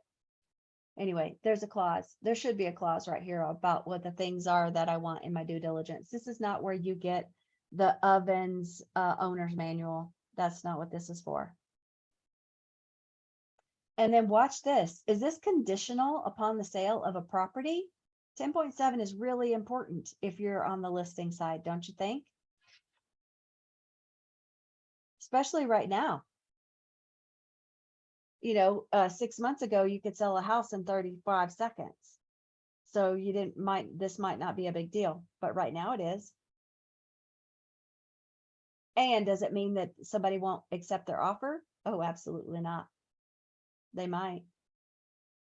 And give you some dates to sell your house by. So you want to watch those too, and that'll be up in the dates and deadlines. There is no well in this particular property. And then this should always say listing agent. What kind of warranty deed? I have countered. If I'm countering other things, I will counter. If somebody's marked general, I will counter to special. I know Donna likes special warranty. If I have nothing else to counter, I do not counter for this. That's just me. If I'm going to take this otherwise, I don't counter for the deed. And then again, here, closing services, when you do that drop down, I don't know if I had to step out when Lindsay was going over this and these services and stuff. But make sure that you have these in your net sheet so that you know who's paying for what. This right here, most recent mill levy, this should be the case, not this one up here about the calendar year. That's not how we do ours. It has to be this. So make sure that it is indicated that way. If you're buying like Gabby's listing that she's got coming, this about rents that are received or accrued, make sure you mark that you know the difference between the two and how it will affect your seller. I have to remember what hat I have on right now. Okay, and then assessments. I'm always having my seller pay. But if somebody were to mark that the buyer would pay here and I have the listing, okay. I probably would have already disclosed if I knew that there was an assessment. Otherwise, it would be a surprise. So make sure that you know who's paying on the assessment if there is one. Okay. All right. The rest of this is going to be your additional provisions. This is also very important to read as a listing agent. What have they said here that they didn't say above? I have seen a contract, several, that there's a spot for it above and they didn't mark it, but then they addressed it down here. If you're not paying attention, you could have your seller agree to something that is in the additional provisions that is not above, even though there was room for it. You have to make sure that you're reading every area that could have been changed. You want to make sure that they understand what they're doing. I also like to send over an offer, a standard offer to my clients so they know what's standard, what can't be changed. That eliminates a lot of the questions about, okay, but when it says good faith right here, blah, blah, blah, what does that mean? You've already answered those questions about the contract in general. Does that make sense? So then you're only addressing the offer at hand, what has been changed by this agent. Does that make sense, everybody? Okay, do y'all have questions? I kind of zoomed over that. And it will matter more as you present one, because the motivation is important. Price over speed, getting grandma's chandelier or dropping the price a little bit, things like Lindsay was talking about yesterday.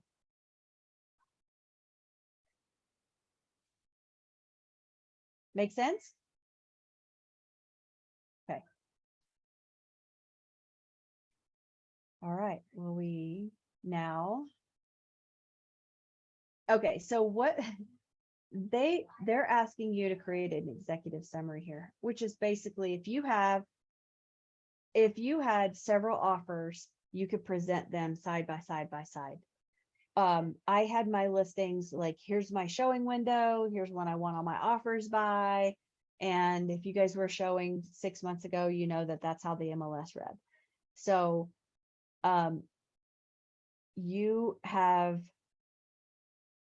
by putting them in a spreadsheet, you're saying, here's your price, here's your odd inclusions or exclusions, if there are any. Otherwise, it's just like you put it in the MLS. And that becomes your executive summary. You're saying, here's your bottom line for this offer. Here's your bottom line for this offer. Here's your bottom line for this offer. You have to present every single offer. Don't forget that. I don't care if it was priced at 500, everybody else is offering 550, and you get somebody who offers 400. You present it.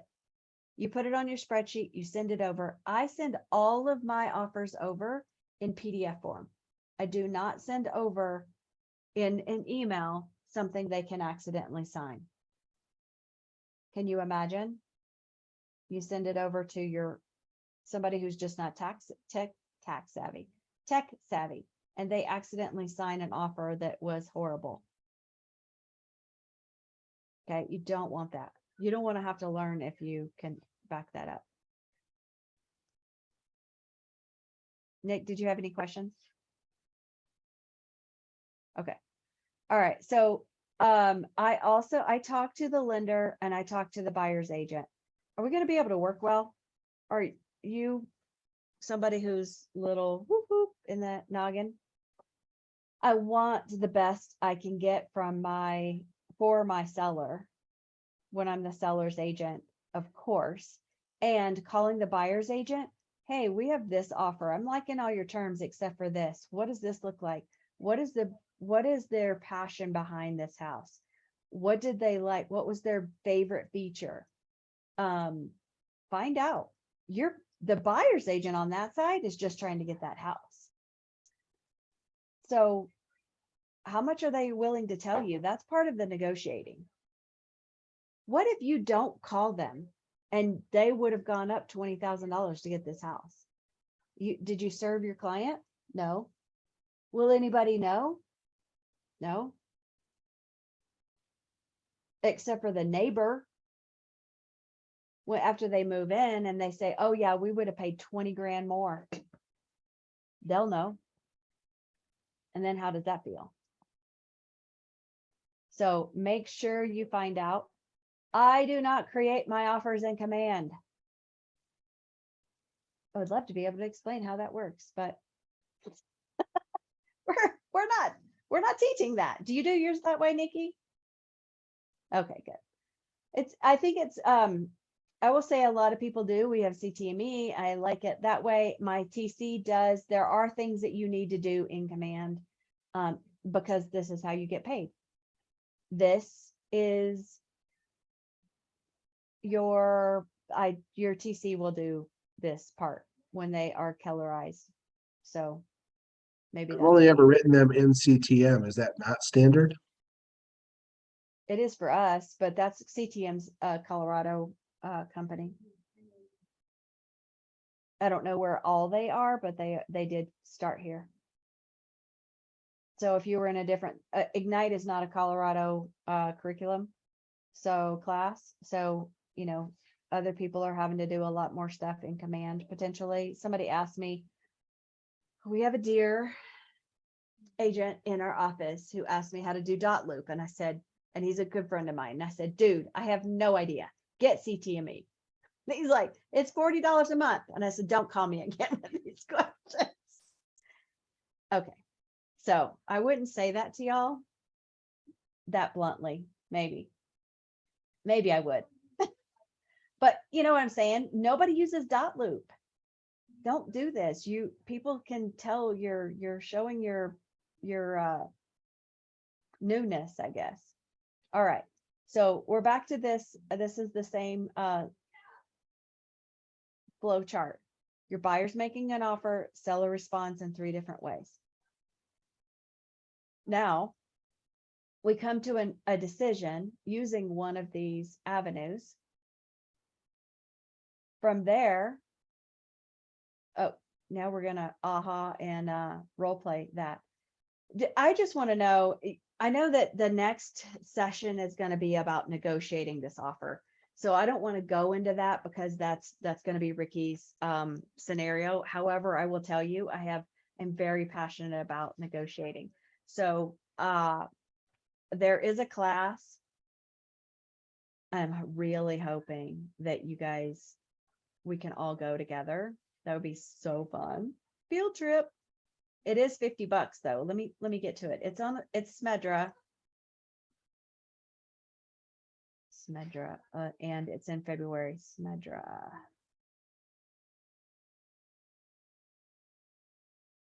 Maybe I don't have it in my calendar yet. February something. Let me look for it. Anyway, it's Jack O'Connor. Oh, here's a negotiating class. It is $50. It is on February 7th, and I am really looking forward to it. I've already signed up. It's 9 to 1. Of course, it has CE credits, but negotiating is one of those things that is just super, super, super valuable. If you were to get your hands on my card, you would see that I am certified negotiating expert, which means that I took this big fat class that was hundreds of dollars, because that's what my previous brokerage required of me. And it is so good. And I'm working on bringing it here. There's 2 of those classes. One of them's 3-day, and I took that. Hundreds of dollars though. And then the next class is a master certified negotiation expert. It's a big deal. How to negotiate without losing that relationship is huge. And that one I think is a 5-day, 4 or 5-day. And I've never seen it in Colorado, ever. What was the date on the one that we're holding in our office?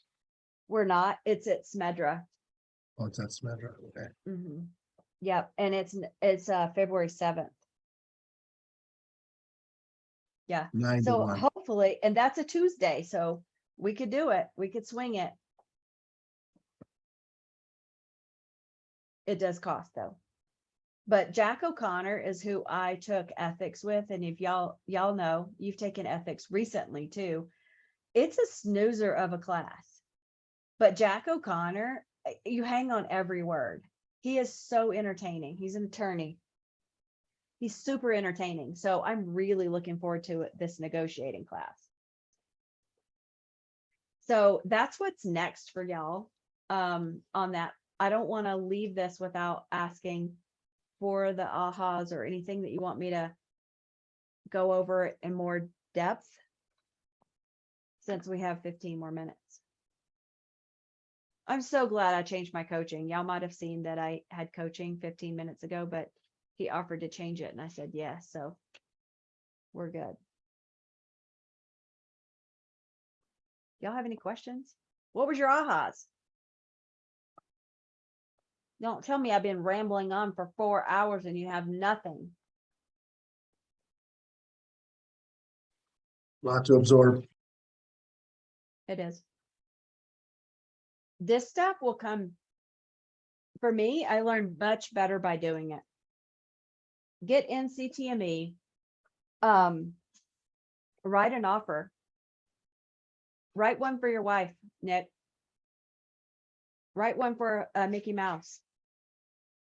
Pretend you're on the list side. Pretend you're on the buy side. Do 2. Mickey Mouse, Donald Duck, and they're competing against your listing. Pretend to sell your house in CTME. It's not going to hurt you.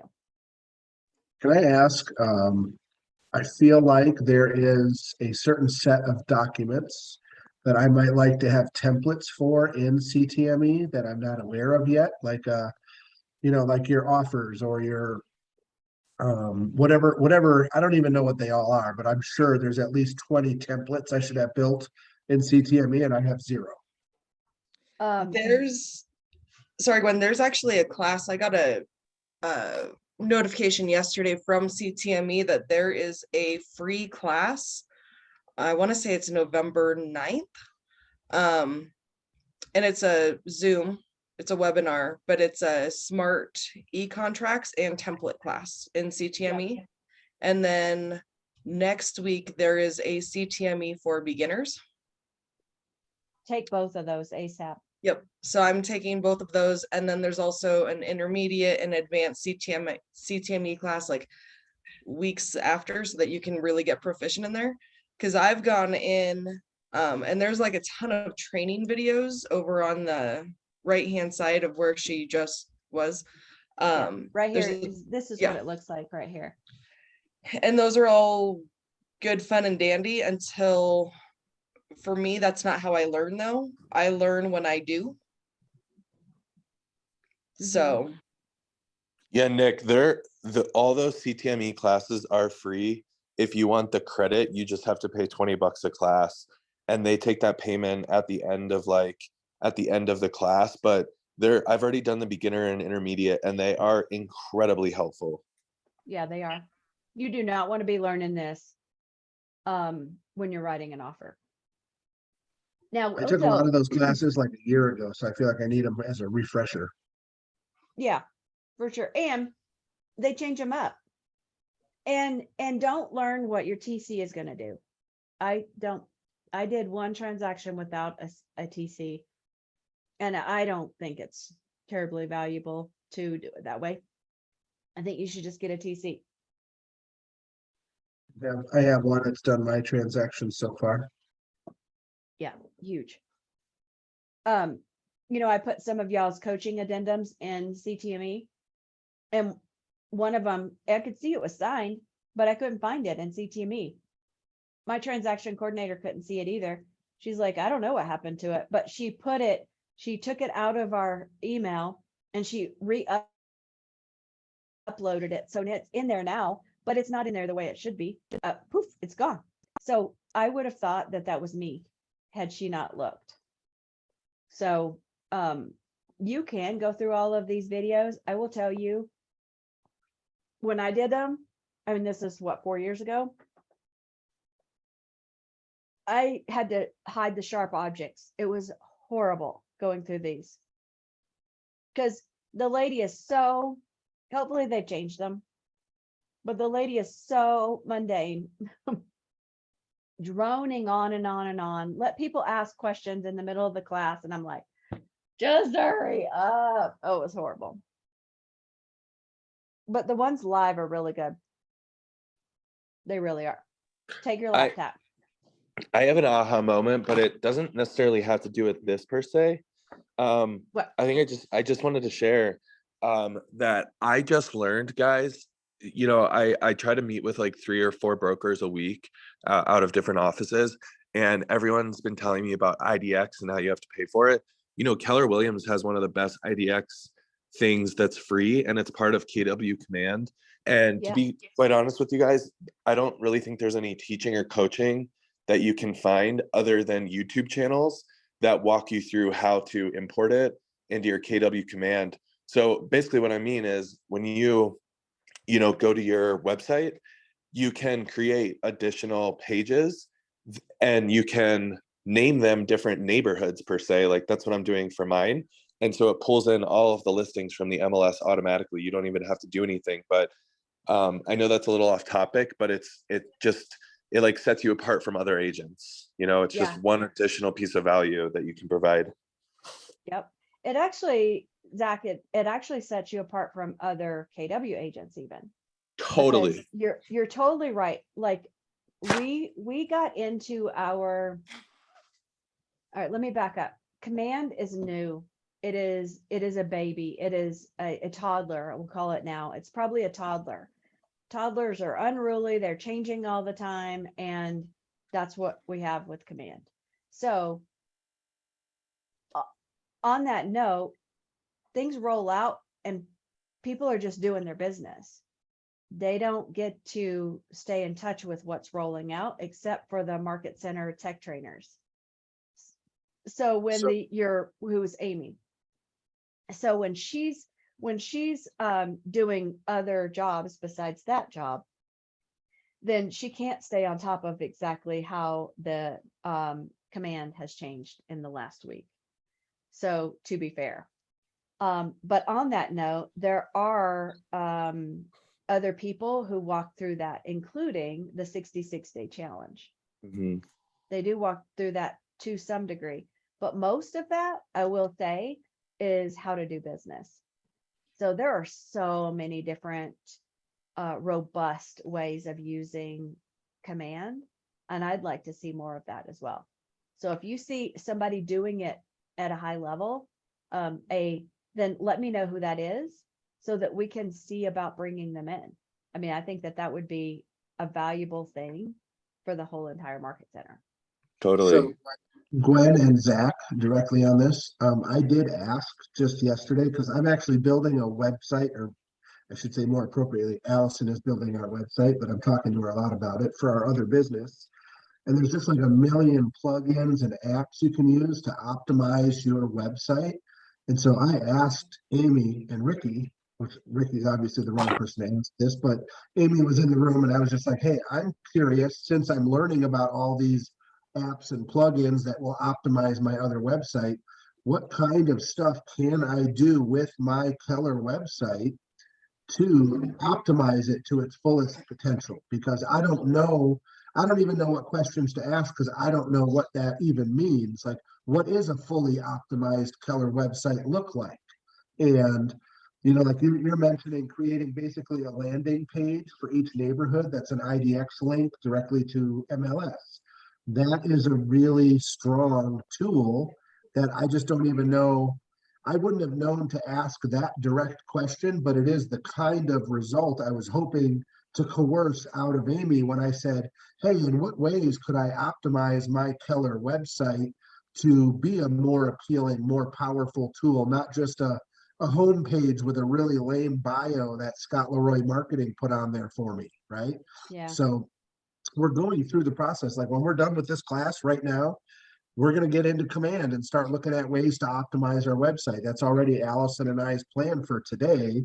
But Zach, what you just mentioned is like you're literally creating, and correct me if I'm wrong, but you're creating a landing page that is by definition a neighborhood link to the MLS, correct? Yeah, you're not wrong. And what I want to make to that point, man, is try to think of it like I do this every single night. I like actually do this every single night. Try to put remove yourself as first person and try to put yourself in a buyer's shoes. Like you're just scrolling along social media, right? And you just come across a realtor's page. What is it as a buyer you want to see? What is intriguing? What keeps you on somebody's page?